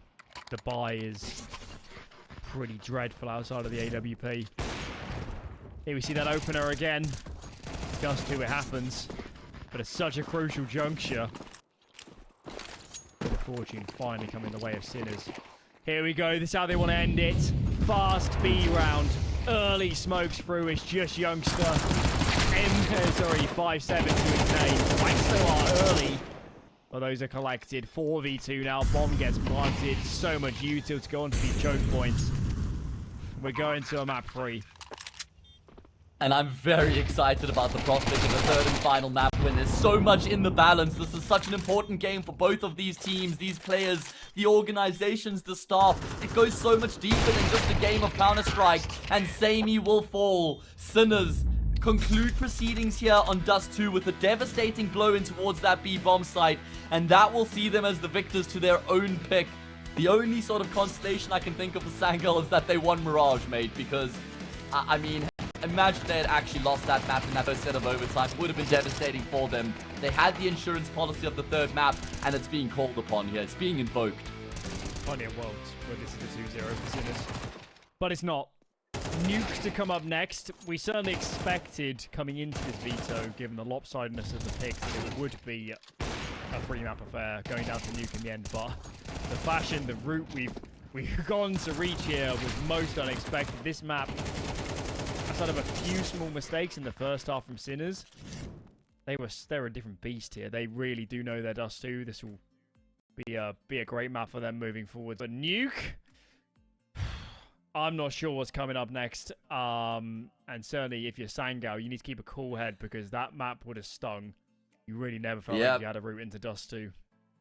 I'd just say, you know, the one consistency about this match is that there's been nothing consistent about it. It's been all over the show. Rounds that we never expect to be won by one team, they're able to just clean up with ease. You know, maps being dominated, completely going against the grain, lots of mistakes being made. So we can't really make any inferences based on the past as to what Nuke's going to look like here, Alan. No, we cannot. No, we cannot. Either way, it's going to be a quick break for us. Nuke up next. Winner goes to Pro League. You don't want to miss it.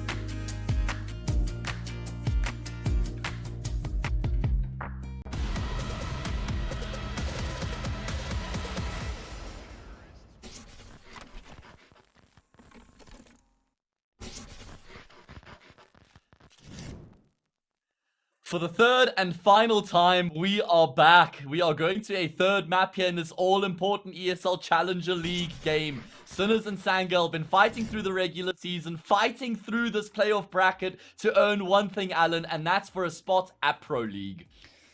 And it's Nuke.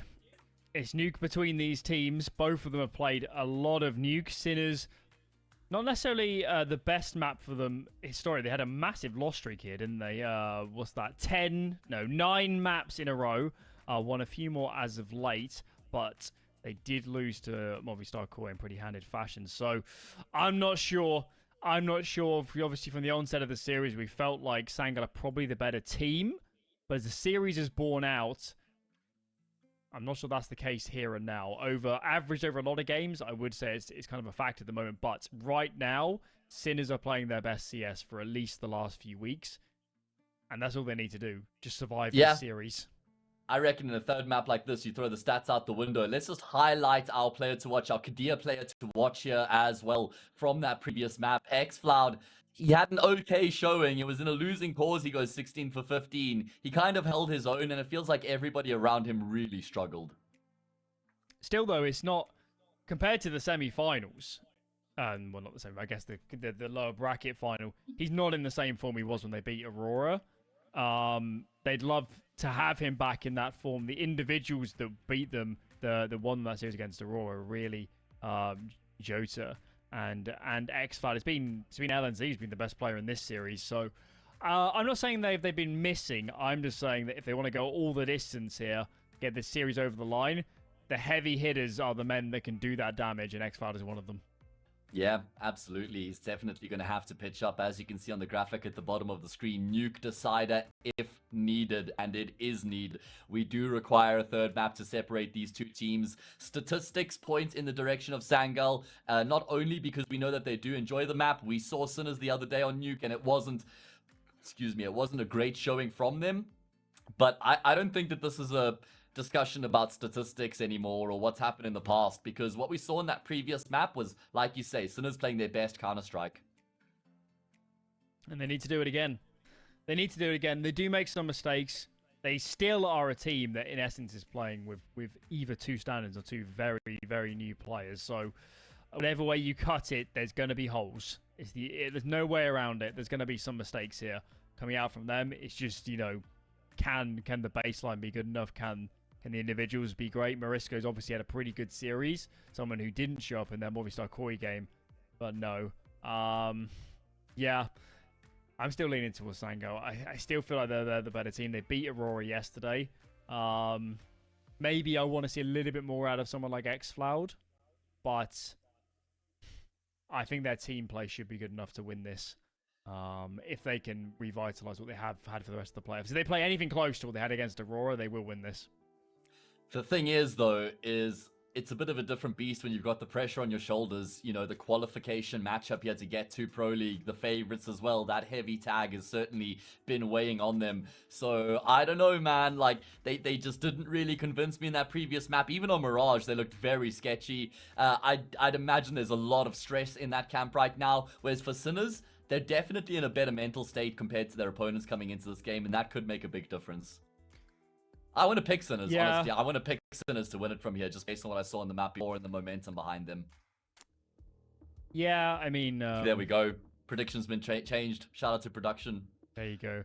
It's... It can sometimes be fool's gold to look just inside of one series. I've done it enough times and got it wrong.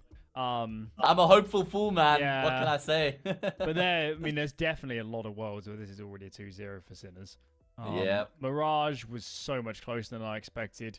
It was a much more scrappy game from the side of Sangal than I expected.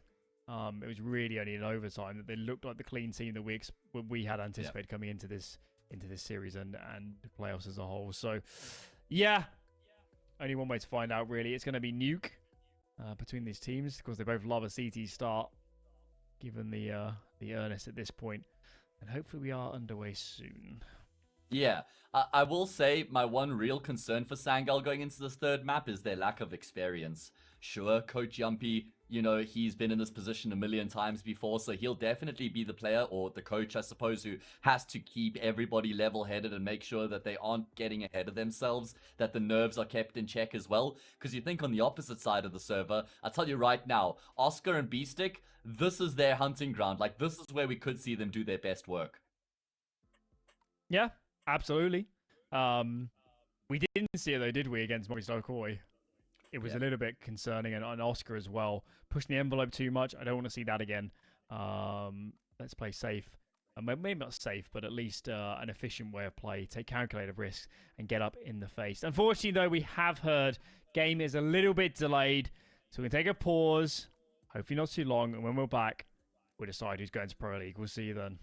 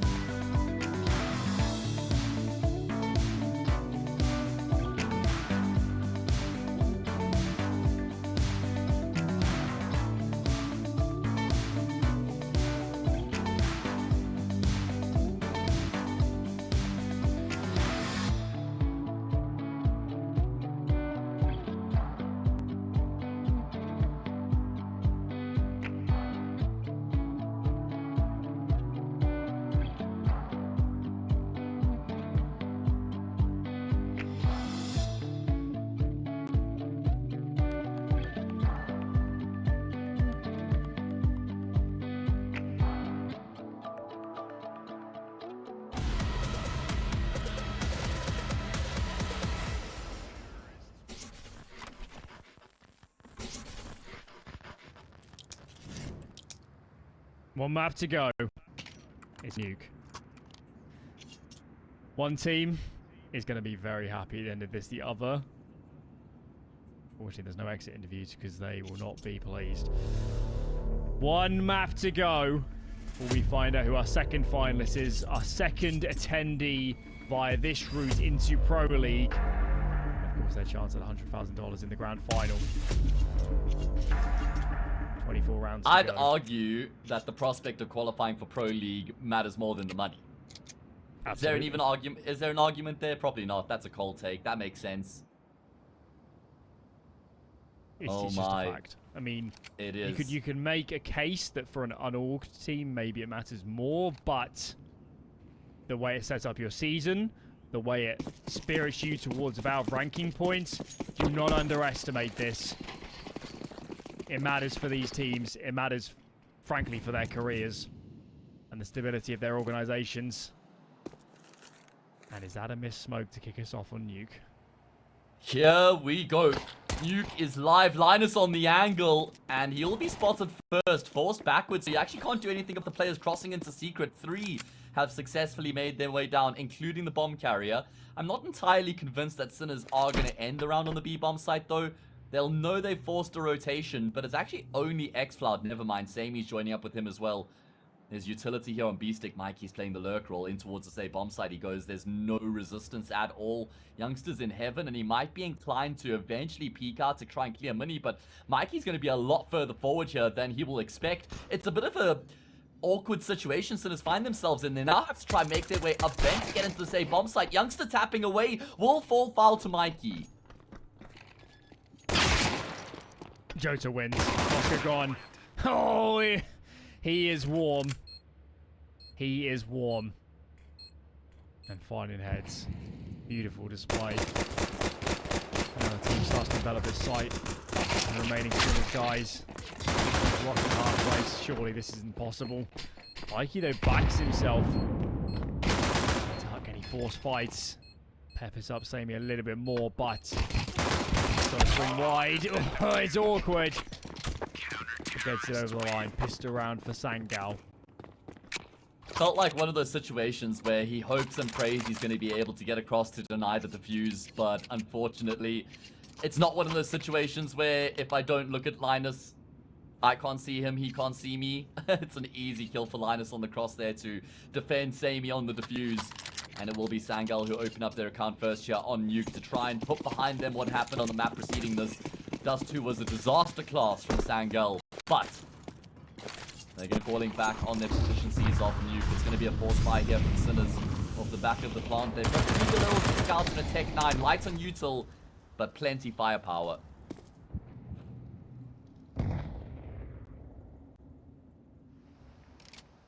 Clearly scared of a vent dive. We know it's not the case. Must have been the util out of Sinners to fret that. This round takes a pause. Out is starting to be clear. There's obviously no AWP for this CT side, so a little bit safer for the T's. Forward with the rifles. Util now. Smoke onto Mini. Smoke onto lockers. Sammy though does have an angle.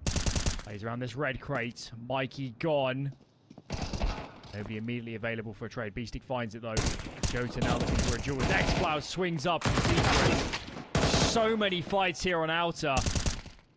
HP is ever so low, but shots in from behind. Flanks on flanks here. Endless action. Youngster now gets engaged. What is happening in this round? And the chips just about fall the way of Sangal. My goodness, there's only 1 player alive at the end of the round. It's Youngster, and there are 9 bodies towards outside. I mean, Sangal throw everything at outside to try and contain Sinners, and Sinners do a really good job at just dealing with everything that comes their way, but eventually they do fall to the 1 versus 2. Youngster's brave there to also force the issue the way he does. And that last headshot to finish off the round was a very clean kill out of Youngster as well. Sinners would have been licking their lips at one point there, but unfortunately, they've now been reduced to an eco.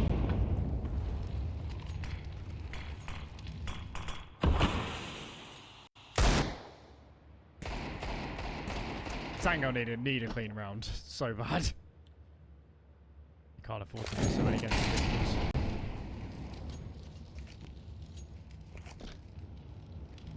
Sinners just biding their time. Hoping Sangal burns some more of their nades. Yeah. They're not going to get a fight easily here. I feel like starting on the T side of Nuke in a decider, especially for a game as important as this, is very difficult. I mean, it's not as bad as it used to be, where teams would say, yeah, if you start on the T side and a decider on Nuke, you basically... You win or lose the map in the knife round is what it used to be, but it's not as bad as that. There's still just so much pressure on the T side starting off here, though. You know, Sinners can't afford for this to drop like 5-0, 6-0 before they start to show us what they're capable of.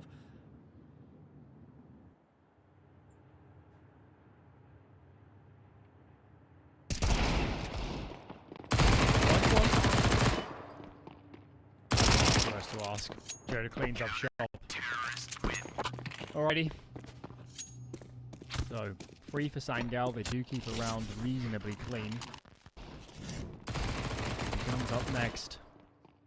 I don't think there's going to be an AWP. I guess Jota could drop one. Okay, he has. He has. Yeah, about makes the same. sense. Racked up some extra kills with that MP9. Plenty money. And the AWP will feature. It's not a bonus round for the CT side, though. I mean, they get $1,400 if they lose this. I guess a couple players could buy it. It would be an investment for sure, but it wouldn't be a full buy. So, Sinners have a chance to end this lead against the full road. And it looks like it's going to be a default lean towards outside. In fact, all 5 players are outside of the start round here for Sinners. Never mind. Minimap betrayed me, and Shock makes great of his position. Lobby's been cleared. Not going to matter though. Shock finds another. He does get traded, but that's crucial information for this T side. Oscar remains around Silo. And you can see now these players lower are speeding up. Just need to navigate this AWP with this util. A bit easier, and that is good, but no connection. Youngster is on location. Spotted. Finds one, but traded. He's traded. Mariska gets the other, so a little bit hairy, but it doesn't matter. Round for Sinners, and surely that economic damage from earlier on is going to start paying dividends. Yeah, exactly as I'd mentioned. Sangal going to have to piece together pots and pans coming into this next round, and Sinners will capitalize. Really like the approach in that round as well, giving it gas, not playing slow, tentative Counter-Strike, making a statement. Youngster does try, but he was never going to get more than a kill from that position. Trade was always available. Both teams now on the board here in the decider. Remember, if you're just joining us, the winner of this map qualifies for ESL Pro League Season 20. What a massive opportunity for everybody. No. And it is going to be shot with perfect timing. Goodbye, Linus. Twice in a row now. Didn't work. Squeaky is his home.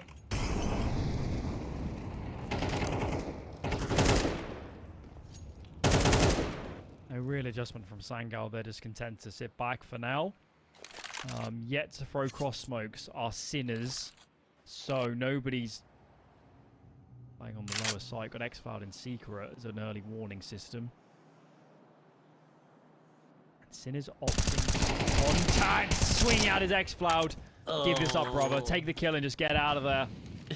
Man advantage and a bit of info for his teammates too. They shouldn't be blindsided by main. Absolutely not, right? I mean, he knows he would have forced Sinners in that direction. Samion, your Fangle catches Shock as well. So even though Sinners found the opening pick in the round, it turns out that's the only kill in the round. I think that Oscar's going to have to bunker down and call it a day.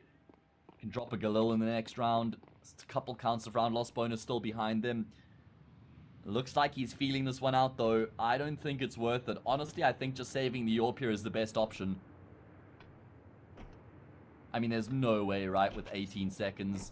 Gonna hear the player jumping up. The problem is, there's still a player heaven as well. So even if he gets the frag on Youngster, there's no way for him to get a plant. Alright, well, a bit of extra damage inflicted, but that was so risky. Yeah, I'm not really sure. Maybe he's just so scared anyway of somebody coming in from behind. I'm not sure. Either way, Sangal survived the scare. Obviously, they did lose LNZ early here to play from a deficit. X-Cloud rightfully gets out of dodge. And that's an important round. Their money was absolutely on the brink. It would have been ecos for sure. And now it's Sinners we're asking questions of. They've chosen to force plenty of util, but 2 players on Tech 9, so not ideal.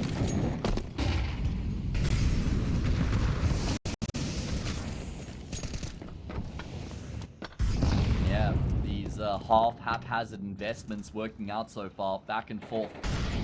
Sinners spend all their money. It's going to be Oscar with that AWP. He's the prime player here in the round. Boosted up on top of Red Box. It's a great option when you really need a kill as the AWPer. Obviously a very risky play, but gives you a big field of vision. In the meantime, though, pressure starts to mount on this B bomb site.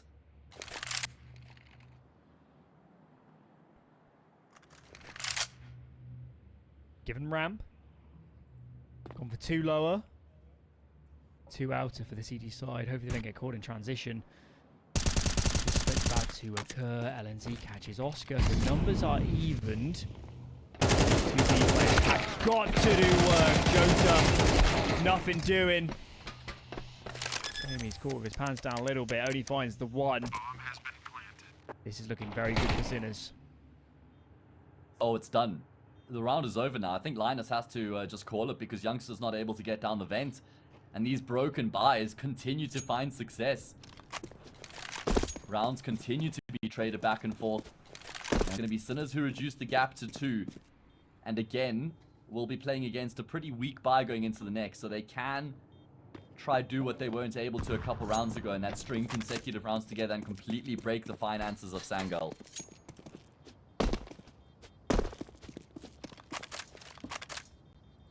Okay. Terrorists win. I think Sangal's going to have to force. I don't think they have the loss bonus.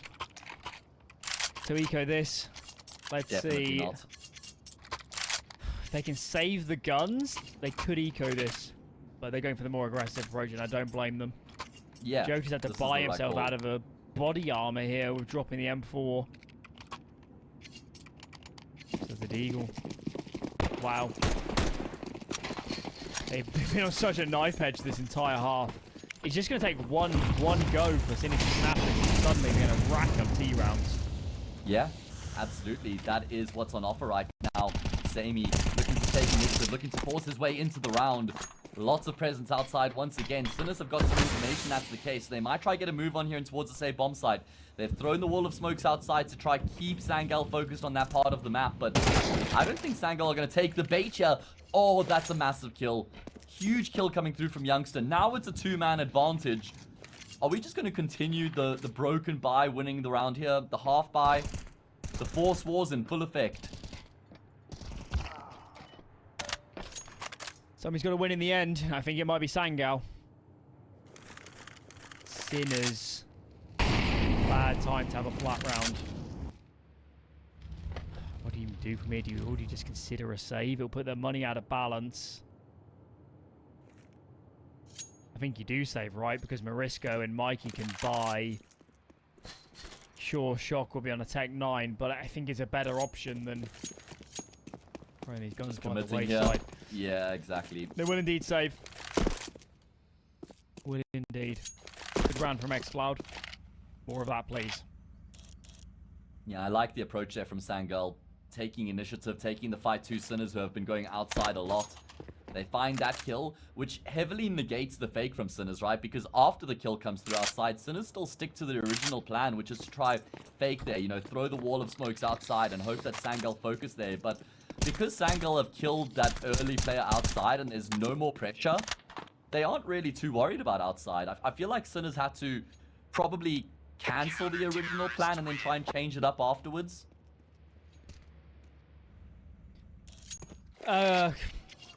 Potentially, I think the round, I mean, losing the player in it was the deal breaker, really, wasn't it? It was untenable, but they weren't in a good position by then anyway.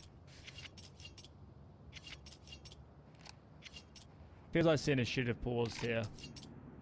The gravity of these rounds is just so enormous.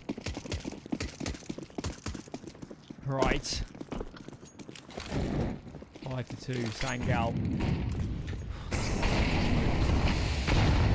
But same is going to play in towards main. Nobody presenting though. Bursting the smoke, earns his own demise. Man advantage, Sinners. We haven't had 2 consecutive rounds yet, one yet outside of the pistol and conversion. It has been a back and forth affair since then, and it may continue in that fashion here as well. And Sinners have all the time in the world. Full control of outside as well means they've got plenty of options available to them. Problem is utility, but I mean, it's not like it's impossible. And Oscar, oh, he's missed a key shot there. B-Stick won't though.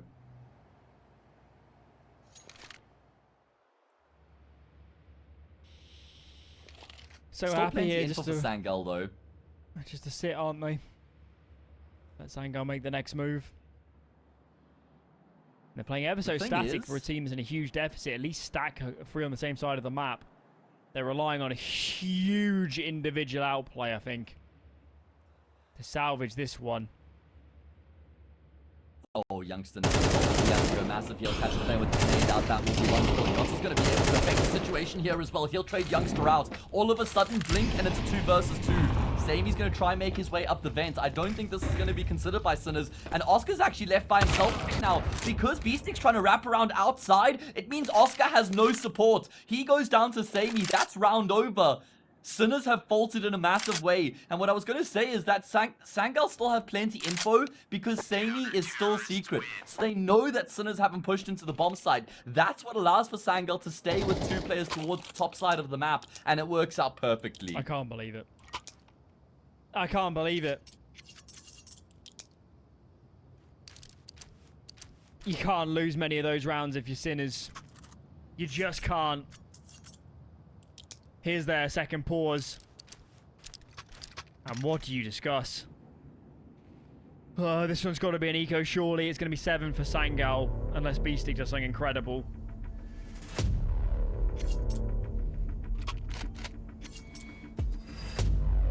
Sangal's having to play from so many deficits. I mean, we saw it on Mirage.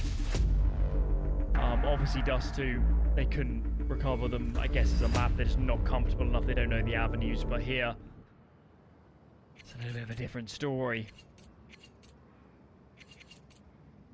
Imagine they could just find an opening kill that goes untraded. If they're constantly able to win from these disadvantageous situations, what would they look like with an advantageous situation behind them? No, it wouldn't really be fair.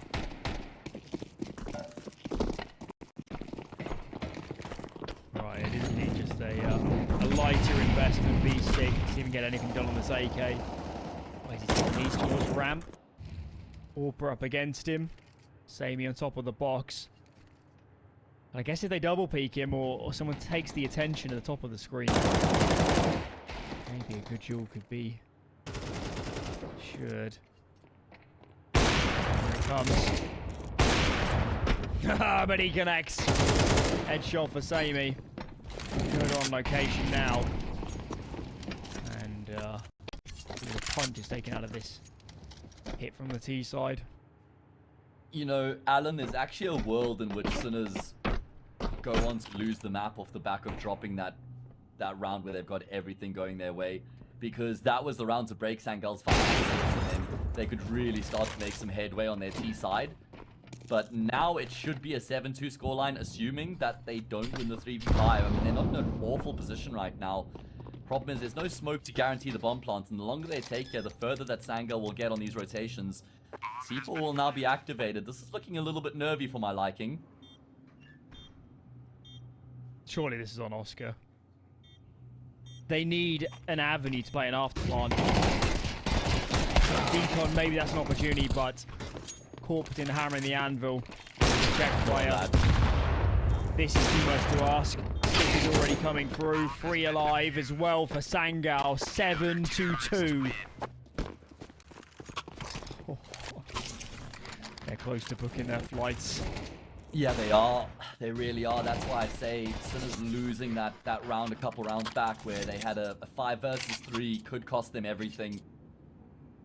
That was the round to really break Sangal and then pull ahead for Sinners, or at least close the gap in a significant way. Now they're down by 5. And if they lose this gun round, I really fear the worst for them. Travel agents could be called on the line.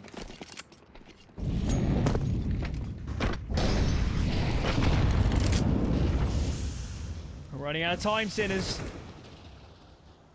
Running out of time. Give us a compelling T-side. What have you got left in the locker? Any more set plays? Any more genius moves? We need to see them now. Cross smokes are down. Morisco is into the main smoke. It will be an inner split. And Morisco finds the opener, lurking through that smoke. Redirects himself in towards outer. In the meanwhile, his teammates springing forth. Popping through Squeaky. Finding so many frags. This is a good response. Sinners back on the board. Brilliant round coming through from Sinners. Morisco, the one to open up. I thought he might have got slightly ahead of his teammates by peeking when he does, but he takes down the player on top of Hut, and then from there, he just pulls out entirely. Excuse me, he doesn't keep trying to push forward and force the issue, and then he would have almost certainly been traded, right? He knows that the CTs that are still on that A bomb site are going to be looking for the trade, and that's where he allows for his teammates to just come into the fray. And they do a great job entering into that A bomb site. Sammy fighting to just keep his AWP in play. He's going to have to reposition here. Not going to survive directly underneath that A bomb site, and he has gotten further away enough now. 7-3, Sinners keep themselves alive. Big opener by Morisco too. He's had a great series. He was actually really good on Mirage despite the loss. So, that was impressive. Oh, where that came from, please. But money still in reserve. At least there was coming into this round. Now it's burnt for Sangal. So opportunities. Sinners can build upon that round. Certainly scope to have an admirable T-side. K-scope being up. LNZ connects. First kill found. Damage onto number 2. Oscar in the meanwhile has found a pick though. Oh my. The bomb is lower. It's not going to matter though. He's lost all his teammates. Oh, I can't believe that Linus has killed Mikey. I thought Linus was dead for all money. I mean, Morisco will certainly get a bomb plant here, but outside of that, nothing is possible.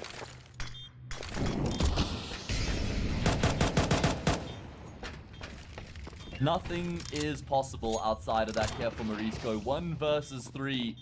Looking to just try and get himself up on top of the catwalk. It's a good position to catch one player off, but how do you avoid the trade from here is the question. And, well, Sammy in mid-air will be able to find that all-important kill as Sangal go up to 8. Damage is damage. Bomb plant will bring a buy into the realms.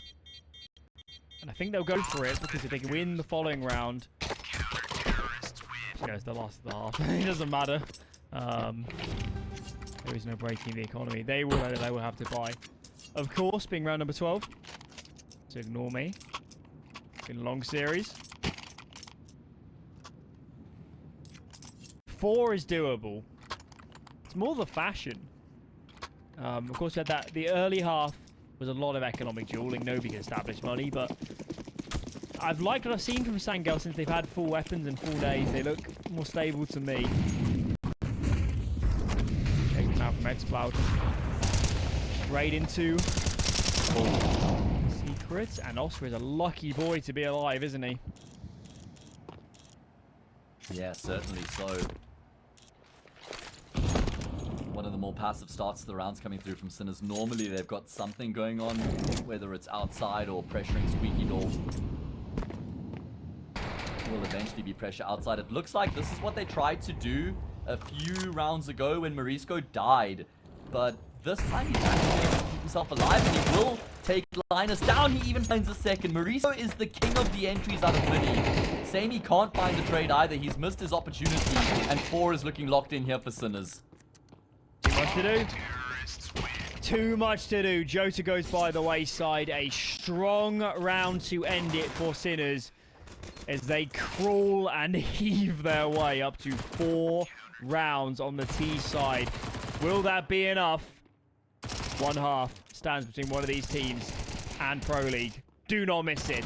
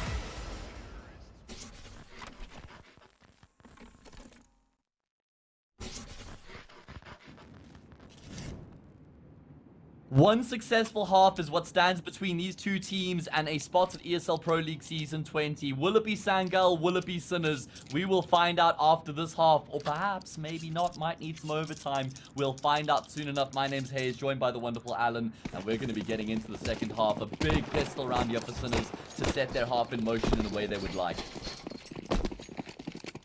Buckle up. It's going to be outer for Sangal. First cross smoke down, moved over. Tension is palpable as they're really taking their time. No noise cues given, all 5 crossing. One head spotted, so a little bit of information for the CT side. For now though, it is just shock. No other rotations. Sinners are quite convinced that numbers are not down secret at the moment. I think Shock's in trouble. Oh, he's in big trouble. I mean, a kill, sure, but how does he get more than that is the question. And when they open up the decon door, he's going to become completely exposed. He doesn't even know which direction he needs to look right now. And there are 5 players that are about to go towards this B-bomb site. Utility raining in. Okay, there's 2 kills from Shock. Now he can reposition the third as well. It's a masterclass from Shock on the defense. All by himself, he gets 4 kills. What on earth was that? How is Shock? How has he done that? How has he done that? He's left out to dry. It shouldn't be possible. Absolutely annihilates the players in from decon. That is the play of this season of Challenger League. I'm not even here for a conversation for anything else. On the map that's going to decide Pro League, on a half where you have to start it well, and you find 4 kills in an insurmountable position.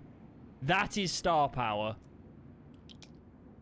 It was so intense that Sammy couldn't even handle it. He had to check out. Sangal had everything going their way in that pistol round. They were perfectly set up to get that B-bomb site. Even if they just trade him out after he gets those first 2 kills. But Shock just absolutely goes above and beyond. My god, if that doesn't spur Sinners on, if that doesn't motivate them, nothing will. Unbelievable. Unbelievable. I'm struggling to compose myself after seeing that. It should have been 1 for 1. Bomb goes down. Sangal probably win the round because they have good afterplants. That was the flowchart we were all working towards.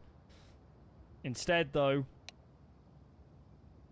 it's not even a bomb plant. It's going to have to be an eco this round to come from Sangal.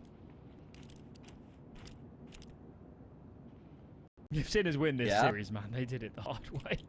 They really did put it on hard mode for themselves, but they won't care how they get there. If they get across the finish line, they would be elated.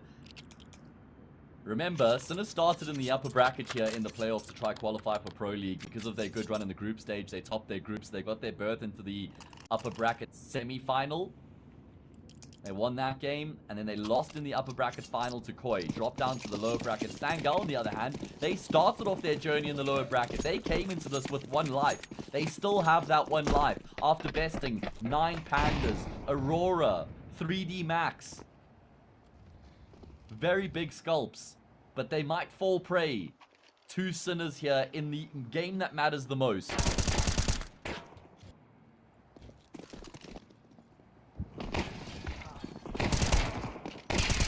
Nothing going here. Easily up 5 alive. Cash in reserve now for Sinners. We get onto the guns.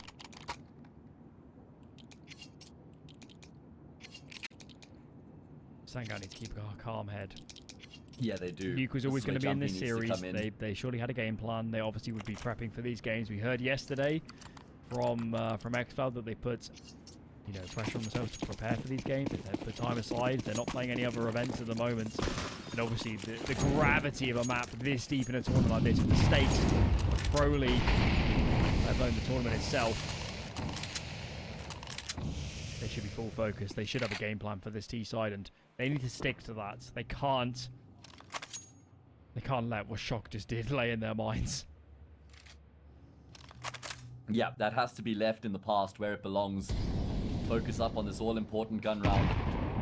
AKs and utility is what they have at their disposal compared to Sinners. There's still a couple SMGs in play from that previous round, so bit of a firepower advantage here for Sangal.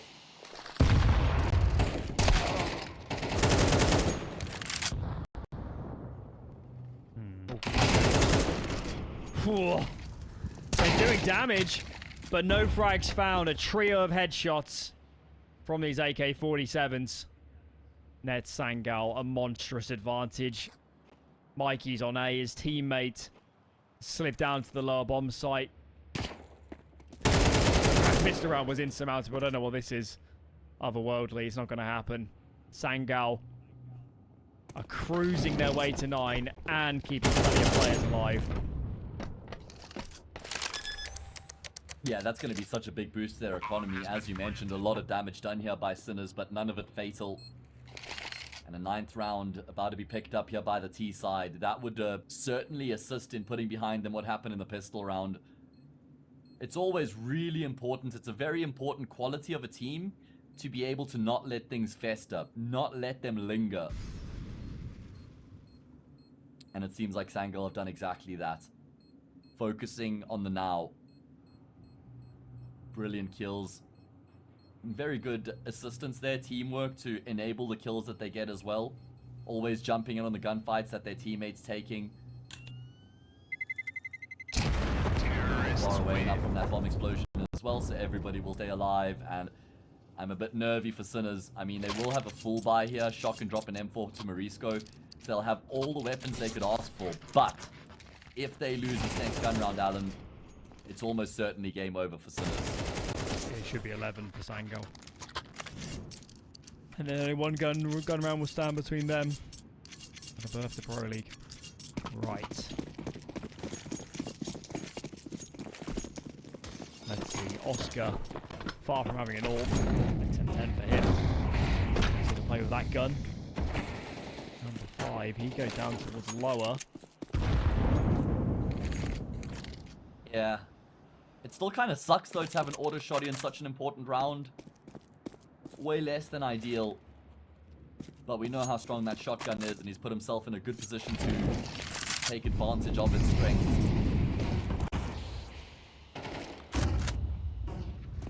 The way Sangal's calling this round is like they know there's no AWP in play, so it's a good read.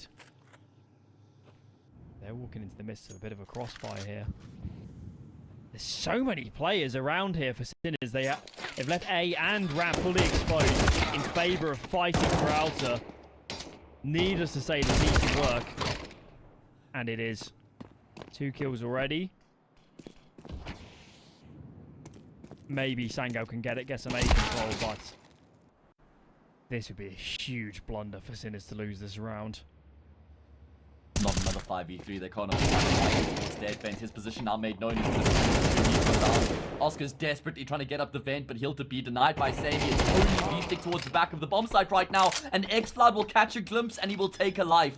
30 seconds now. Shock is trying to make his way through Hunt. He could be the king man here. He will take down the bomb planter. Not going to force the issue straight afterwards. Where's Oscar's? He's gone the whole way around. He has his lead. Yotta can't catch Shock in the back line. It's not a clean duel, but it will go Yotta's way. Now Oscar has to retake. He has to 1 versus 2 clutch with an auto shotty. This is not a position I'd wish on anybody, but he has to try and make it work. Unfortunately, it won't. Yotta takes him down, and Sangal get themselves up to double digits. If Sinners lose this series, they have no excuses. They had their chances. They had plenty of rounds. They were at an advantage, and they could not convert. And that was yet again another. That might be one blow too many. They don't have the money to really buy anything. Practically a full eco outside of that Deagle on Shock. Goodbye, the Deagle himself. That's all they can muster here. They're looking towards rifles in the following. Sangal, what an awesome opportunity to creep up to 11. It's like Destiny. I mean, this number of rounds they're losing opening kills. And they just find a way. I know. I mean, that is crazy, right? Just the consistency with which they're able to recover these situations is remarkable, man. Shock with the D. Can he emulate his heroics from the pistol round? Absolutely not. On the flip side, though, you know, we're singing Sangal's praises for recovering those rounds in which things just haven't started off the way they would like. What about Sinners losing those rounds consistently, man? Like, where they get these advantages and just never get the round across the line, or not nearly as frequently as they should. That's True. what they'll think about if they do go on to lose this. True. We have seen from Sangal earlier in this playoffs that they are quite good at staying calm, even when they lose early numbers. They don't just launch men by the wayside, so there is an element of punishing, collecting those opportunities when they get presented. So a bit of both, I guess. And I'd say surprisingly calm for Sangal. When you look at these names, it's not like they're experienced. It's not like they've racked up any big titles or played at any S-tier events. But I kind of just feel like you got to credit Yumpy for that. I don't know where else you can go. I think Linus is actually a very composed IGL as well. Just doesn't seem like a guy who gets too flustered. Always very good at holding his nerve, despite that he is young. He's actually gotten quite a bit of experience. Not a huge amount, but you know, he stood in for that main NIP team. I can't remember what event he played at, but played a few. I think, yeah, he played a couple. Was alongside Device for an event, I think, as well. So he's rubbed shoulders with some big players in his short career. Maybe short's not fair. I forget the exact. I think ZTR. It was played. either him ZTR or played with ZTR, him yeah. first, and then at the period where Allen's was playing a little bit. I think it was the end of 2021. It all just blurs together. But this is the round, Alan. This is the round for Sinners that they have to win. There's no conversation to be had. And Oscar has his gun. His gun, the AWP. And he's been able to find yet another opening kill. But Sinners, you cannot spell this round. I will say, in the series between Sangal and Aurora, when there was map 2 and Sangal getting close to winning series, I could see they were getting flustered. We heard X-Cloud in the interview afterwards. He was literally jacked on adrenaline, I could tell. You could just hear him, you know, teeth chattering away and all that. Such on edge. So this team does have that element to them where you could get a little bit frisky just with the weight of the situation. Beastic those stickers alone, then kill him. He's the sole A defender. Mikey now called upon, scrambling. Man, some sort of defense play, zooming down the vent to Oscar with the AWP. It would have been better off going A, they didn't know it. They find Oscar made it, the route here to a bomb plant. The shots on location. No, Surely not. Free for Youngster. How are Sangal doing this? Every single time you count them out, they make a go of it in these rounds. Surely not another kill. Morisco's on his own to get double peak. There we go. LNZ collects another. Mikey, 19 HP. Makes it a one-on-one. And now the pressure amps. It's a good plan for Decon. There's no hit, no smoke, surely no chance. And Mikey saves his team. That's a round for the ages. No kit, no smoke, no problem for Mikey. Oh, as that decon door opens, he just blasts the head off and Sinners will breathe the massive sigh of relief as Mikey, the least experienced player by a country mile on the Sinners roster, is one to stand tall once again. A brilliant round coming through from him. He saves Sinners' blushes. I mean, it looked like Sangal had just done it right. Probably in the 2 versus 1. They even thought they had the job done. But alas, it's not the case. Deprived of getting themselves to map and series point.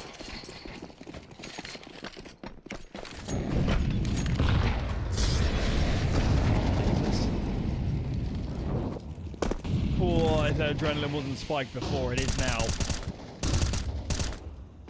Feels like the business end of a big game. Sangal can taste it. They're so close. They've done all the hard work. When it's a disaster for Sinners, win 1 round and they'll have a bye that has the eyes to look at.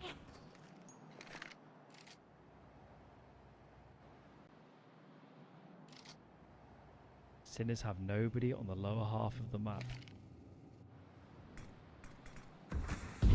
We hear the molly now onto double doors. And someone needs to get a move on. And there's Linus, opening kill found. He spots out another, but that's not going to be able to change the way the gunfight goes. Morisco gets that trade, and it's all on Shock. This is his hunting ground, though. He'll be spurred on from what he was able to get done in that pistol round.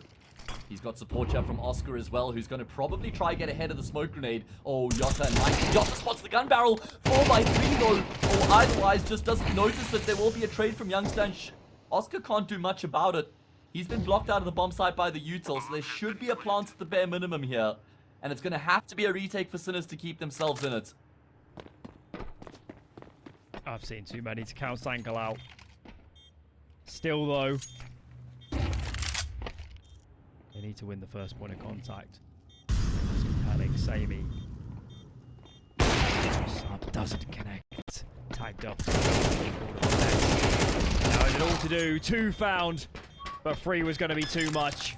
Sinners stay alive. 8 for them. I can't believe this is still a game. Oh man, it gets so close as well. Great effort from Youngster in the 1 versus 3. Gets 2 quick kills, but then gets traded out. The fuse comes through in time.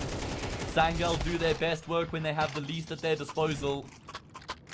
But they will have to now... Oh, never mind. With the bomb plant, there's more than enough money here for them to buy a couple with that round loss bonus. I'm glad we got a pause here, man. I just need a pause to catch my breath. Because these rounds consistently are going down to the wire. 11-8. Sinners continue to claw their way back on this T side. 3 rounds the difference. There's not much in this now, and they've whittled down the economy.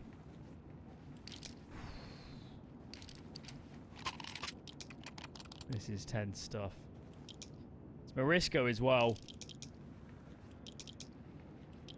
How's it Morisco that's championing them? I mean, he has been ridiculously good throughout this series, and I'm relatively speaking. We saw him against Koi, and he looked awful in all honesty. Felt like the pressure got to him. Not here in this series, though. He's been able to right his wrongs, and he's had so much impact when it's mattered the most. But it looks like Sangal didn't play with pace. They throw Util A early. They've traded Oscar out as well. That's a good kill. And they might have to cancel the initial approach here, but getting that frag on Oscar gives them a lot of room to work with here on the map. Gotta respect that smoke. They still have 3 themselves, so they can still do a set of out across smokes and be a-okay. Okay, this is where they're going to loop. Nobody immediately on location. Morisco's in towards main this round. Re-smoke onto Squeaky, so he can focus outer heavily if he chooses to, but instead diverts himself to the site. Mikey commits to playing around these AC generators. There's another one on the side. Oh, cheeky off angle. Samey down. Second player tagged. Mikey's doing a lot of work here. maybe should just accept the advantage and stop taking fights. But he's not that sort of player, clearly. Oh, xCloud, he is him. No. xCloud is him. Double kill on the entry. Mikey looking to be the difference maker once again, but it's just going to be damage, and Shock has to call it a day. Has to accept his fate and save the M4. There's no money. Sinners are broke, and Sangal will get themselves to map and series points against all odds again. That's your Kadir player to watch. That is... I need the stats, man. I'm actually going to have a look at the opening kills on this third map, because I don't think I you want to, can't Alan. believe You it's might get a little, favoured You for might get a little bit sick. It might six, make you feel 7. nauseous, man. So of a few rounds ago, it was 11-7 opening kills towards Sinners. It's probably more so Sinners now. It's a little bit Terrorists win. Oh. Again, I'm going to say it again. If Sinners lose this series, and it looks like it at the moment, I'm not hearing any excuses. They've had so many chances. It's been Sangal. They've had to dig themselves out of holes again and again and again. Obviously, in this map, it is Youngster. Normally, rarely we're looking at him as the individual to take over an entire map. Biggest map he's ever played in his career. And they're one round away, man. They're one round away Sangal from completing make an it happen? unbelievable bracket run. That's it, the fairy tale run, baby. Sangal are on the brink. They're playing against pistols and AWP and an M4. But Oscar is alive. He's kicking and he's fragging. Another opening kill. Add another one to the tally there, Alan. They think it was no This open time- play. Maybe. But this It time looked a there's no more little bit- lives. Dare I say easy. Oscar. Repeaks. Oh, he's playing a dangerous game. A dangerous game, but Oscar connects. B-Stick comes to join the party. Sending him on an advantage round, surely this one. This one will not go by the way, so the is developing at the same time from Mikey. Here we go. They're not far off double eco territory on the T side. Yeah, you're right. They only get $1,900 if they lose this next round, so they might force here and then save if they lose it, and then we're playing one round between overtime and bust. I just can't believe it. I mean, Sinners were able to force overtime on Mirage when they were losing 12-9. Can they do it here again? Oscar, the player to open up that round, having the impact that his team so desperately needs out of him. What are you calling here, Alan, in this timeout? Are you calling for the force? There's a case to force. And they will. The alternative is one eco, AK Galil buy, then a force after if you lose it. They've gone for the tactic of force now, give it your best shot. If it doesn't work, we'll eco 1, and we'll play in round 24 to try and finish the job. This is going the distance. Sinners. It's been a myriad of mistakes to get us to this point. Perhaps it should have been a 2-0, but this is where we are. Morisco has not been denied often on this game of Nuke. He opens up a scorecard as Sinners strive for overtime. And it looked like they should be able to make it happen as well. Sure, Oscar goes down, so there's an AWP recoverable for the CT side, but there's already Majki, or Mikey rather, who's in towards control room in a great position. They may not clear this the entire way through because of how early it is in the round here. Sammy, he's the one who walks forward straight into the jaws of death, but Mikey wants more, not just one. There's nothing more on offer though, but he's looking to line him up, and he will indeed find a second. It is the multi-kill coming through from Mikey. That's what he was hunting for. And Sangal, well, this is going to have to go the distance. There's no way that Yachts is going to be able to clutch this. The bomb is in the grips of the CT side right now. 1 versus 3. Sinners are doing it. At least they're fighting. I'm not saying it's definitely OT, but they're showing so much grit right now. Don't even criticize them of that. I mean, the number of rounds they've opened up well. Still, they're not trying. It's just having the discipline and the killer instinct to get these done. Hasn't always been the case, but that was the big hurdle. Now it's going to be surely almost a full eco. Is that moment from Mikey? Great poise, great discipline. Get two. Okay, well this round's going to be our breather before we hit the biggie. I can't believe we're going to I distance. think Sangal should need to use this. They should just be discussing this going around. Yeah, Maybe it they looks like are. that's exactly what they're doing. Yeah, it's exactly what they're doing. Alan, have you considered coaching before, man? No. I wouldn't be so stupid. I mean, listen, Sangal had a prime opportunity, what was it, round 21, where they were playing against an AWP, M4, and pistols. It wasn't going to get easier than that for Sangal to finish off the job. They weren't able to.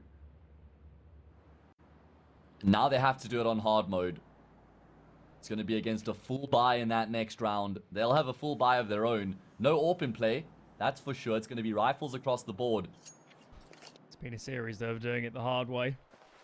That's true. I've done that from I'm the just start. wondering I mean, what his line is going to cook up. in the series against Aurora, it wasn't like this. It was, you know, opening kills or whatever, opening engagements in Sangal's favor, or worse even. It wasn't like this when they played for so many deficit rounds. Okay, we've had our breather. This is what we're here for. This is Counter-Strike. Round 24, last at regulation. In about a minute's time. Sangal will be in Pro League. As soon as we would have done the impossible and got this to overtime. That's exactly it. Overtime or bust here for Sinners. Can they take it all the way? They've done so well to at least keep themselves in it. They were down 12-8. They've won 3 in a row since then. What does Linus call here, man? The young IGL to try and get his team across the line, but Xfloud is dead. Where's he died? In lobby. That's a shot through the squeaky door coming through from Oscar. And he's still on the same bomb site. They pulled the Oh, ripcord. the They same bomb. invested everything. They had outer smokes. They wanted to go into huts, I believe. And Oscar, I don't know if he bursted the smoke, but what a big kill. Huge kill. And he's been great in the last few rounds. Sangal re-diverts. They don't have the util to go outer anymore. They got a brute force ramp. And Shock plays an off angle. Buys his time, falls back, and Molly hits the deck. Mikey's called over. He's in towards Hell. Oscar drops down lower. But if the desire was to split up and isolate these CT players, it has kind of worked. A is much lesser defended than it was 15 seconds ago. Yeah, definitely force some re-rotations here coming through from the CT side, and Sangal gonna look to try get themselves in towards A. They've just posted Youngster up ramp to make sure that Sinners can't retake. And out of the squeaky door they go in towards the save bomb site. Not being less defended as it was a couple seconds ago. B-Stick will fall. 4 versus 4. Marisco responds. He's been fantastic. Can he find the multi? A molly will displace him. Does he get pushed forward? Oh my god, wait, what? Youngster doesn't have to, he doesn't have to get so aggressive, but he does, and he dies. Bomb plant going to come through 2 versus 4. There's no way that Sinners loses. Surely not. It's only Yotta left remaining. Will take the head off of the first, but he's got no room to play with. He doesn't have a life, and Sinners have done it. They forced us into overtime. Had to be. It just had to be. Same story on Mirage. Same story on Mirage. Sinners should have been dead, and they got that one to overtime. Of course, they couldn't convert, but they gave us one hell of a show. Neither team willing to relent. Oh, Sangal have tasted it, man. They've been so close. And now they've got to go again. They've got to regroup, rearm.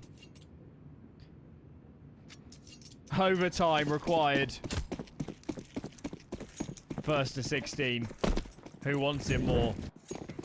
Well, normally the rule is the team who have forced it into overtime are the ones who should go on to win the map, but rules have meant nothing so far here on this map and the series at large, so let's just throw the book out the window altogether. No ore purchased here for Samey on the T side. Hasn't been a factor at all on Sangal's offensive behalf. Oscar, on the other hand, has been mega. 20 kills to his name, 21 from Mauricio in the game of his life. The most important game of his life he's having. a great game here, but unfortunately won't affect the first round of overtime. B6 been traded, and Sangal will be wondering, why could we not have done that in the half during regulation? But they can't dawdle on that. Focusing up here, they're going to take the lead in overtime. They're more comfortable on CT, so even in a sense, getting some early T rounds in here could be of value. Disconnect for Jota. Fortunately, we're in overtime, so money's a bigger deal. And well, I don't see this round being possible. It's still man advantage for Sangal. And they can sail the fight really. It's one kill for Shock, but for Oscar doesn't have time. Goes for a wild one. It doesn't connect. First strike for Sangal, and as you mentioned, well, the hardest is to win the map. Pressure off a little bit, and they're back in tow. Honestly, I was a little bit nervous for Sangal there after Yota does connect, thinking that Sinners are now, they have a bit of a chance to make the retake happen, but it, thankfully for Sangal, still their round. It was fully deserved as well, playing with a lot of confidence coming into overtime. Shock has gone for the double AWP. This is certainly a change-up. We didn't see this in regulation at all. He is the ramp player for Sinners, so it's fair enough. Oscar's normally been floating around the map, and he was actually doing a really good job in regulation of constantly finding himself in the thick of the action. Whether it was outside ramp or squeaky door, he was always where Sangal were looking to try and apply pressure. This is making a dangerous game. Let's see where am I? Nobody spotted each other yet, though. Some outer smoke is starting to land. First on for Mini. Let's cut off garage. They disperses for a millisecond. Oh. That was close. X-Flood though does survive. Shock though, double AWP. First time we've seen it. That is a change up. Sango didn't expect that.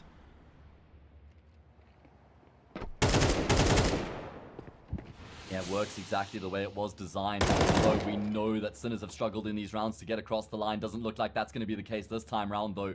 X-Cloud is low. Yotta, well, just clears out Matt Mikey, and he's done the exact same thing to V-Stick as well. He's flipped around on his head, and he's given Sangal a fighting chance. X-Cloud is still wrapping around outside. This could be a problem. It's the two AWPs as well in the retake. Normally, you consider a double AWP setup a liability in the retake.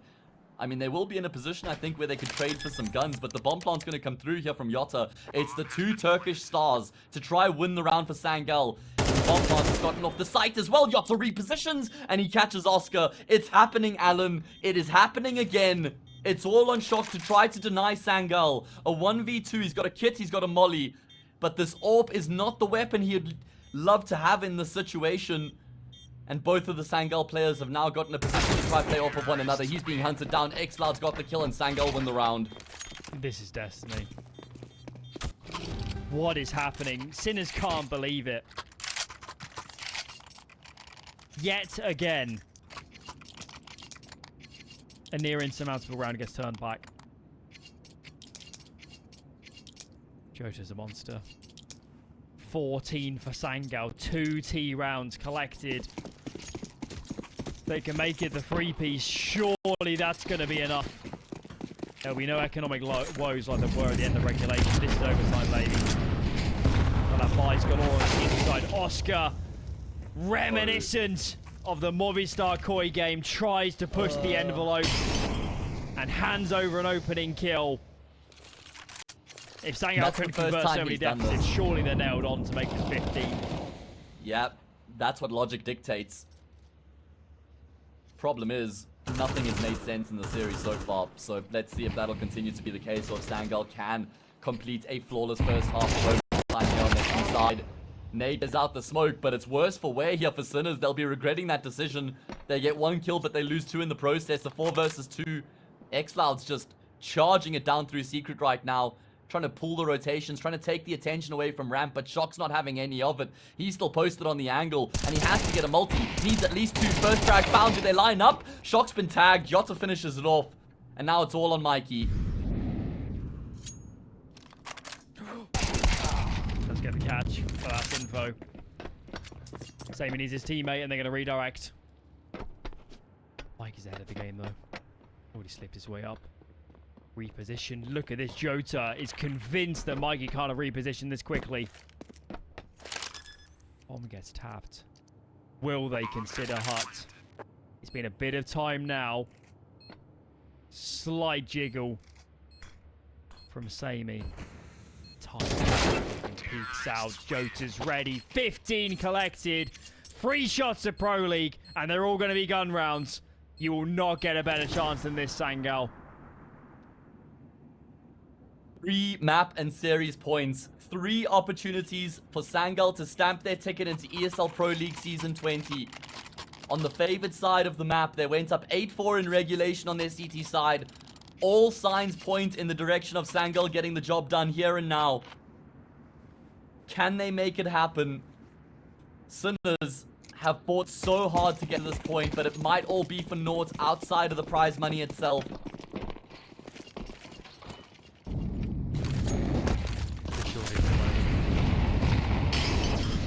One mistake from Sinners. One misplay, one missed nade. And this is done. Okay, take a breath. Samey decides to pitch his tent this round in towards Secret. A is bolstered free in defense. And No, true. no. Saw plenty of that in regulation. Doesn't work this time. X-Cloud with the first. 4 frags from Pro League. 4 kills away. What do Sinners do to try to get themselves back into the round here? They don't really have any obvious options available. It looks like they're sticking to the original plan of trying to split their way in towards A. Shock is low, but he still remains at the tip of the spear trying to make his way through. Hut is going to require something magnificent. E-Stick has actually been baited back to try and deal with the player towards the container, and he will get the kill on X-Cloud, but there's a 2-man setup behind the silo on the safe bomb site. They try to actually flip it. They're going to go down the vent. They're on top of the AWPer. Samey had his knife out. He's gone down, and Sinners, they've actually just been able to find a path onto this B bomb site. All of a sudden, I'd say they hold the trump card, the trump card to win the round. Oscar with the ace up the sleeve. He is late ramp. Needs his teammates to live though. Mikey commits backside and he gets spotted. First man falls. Now it's on the old guard. D-Stick can't connect. Oscar finds one. But with 12 HP, this is too much to ask. Bomb is getting diffused. And there you have it. Sangal 16-12. They did it the hard way in this series. And they're going to Pro League.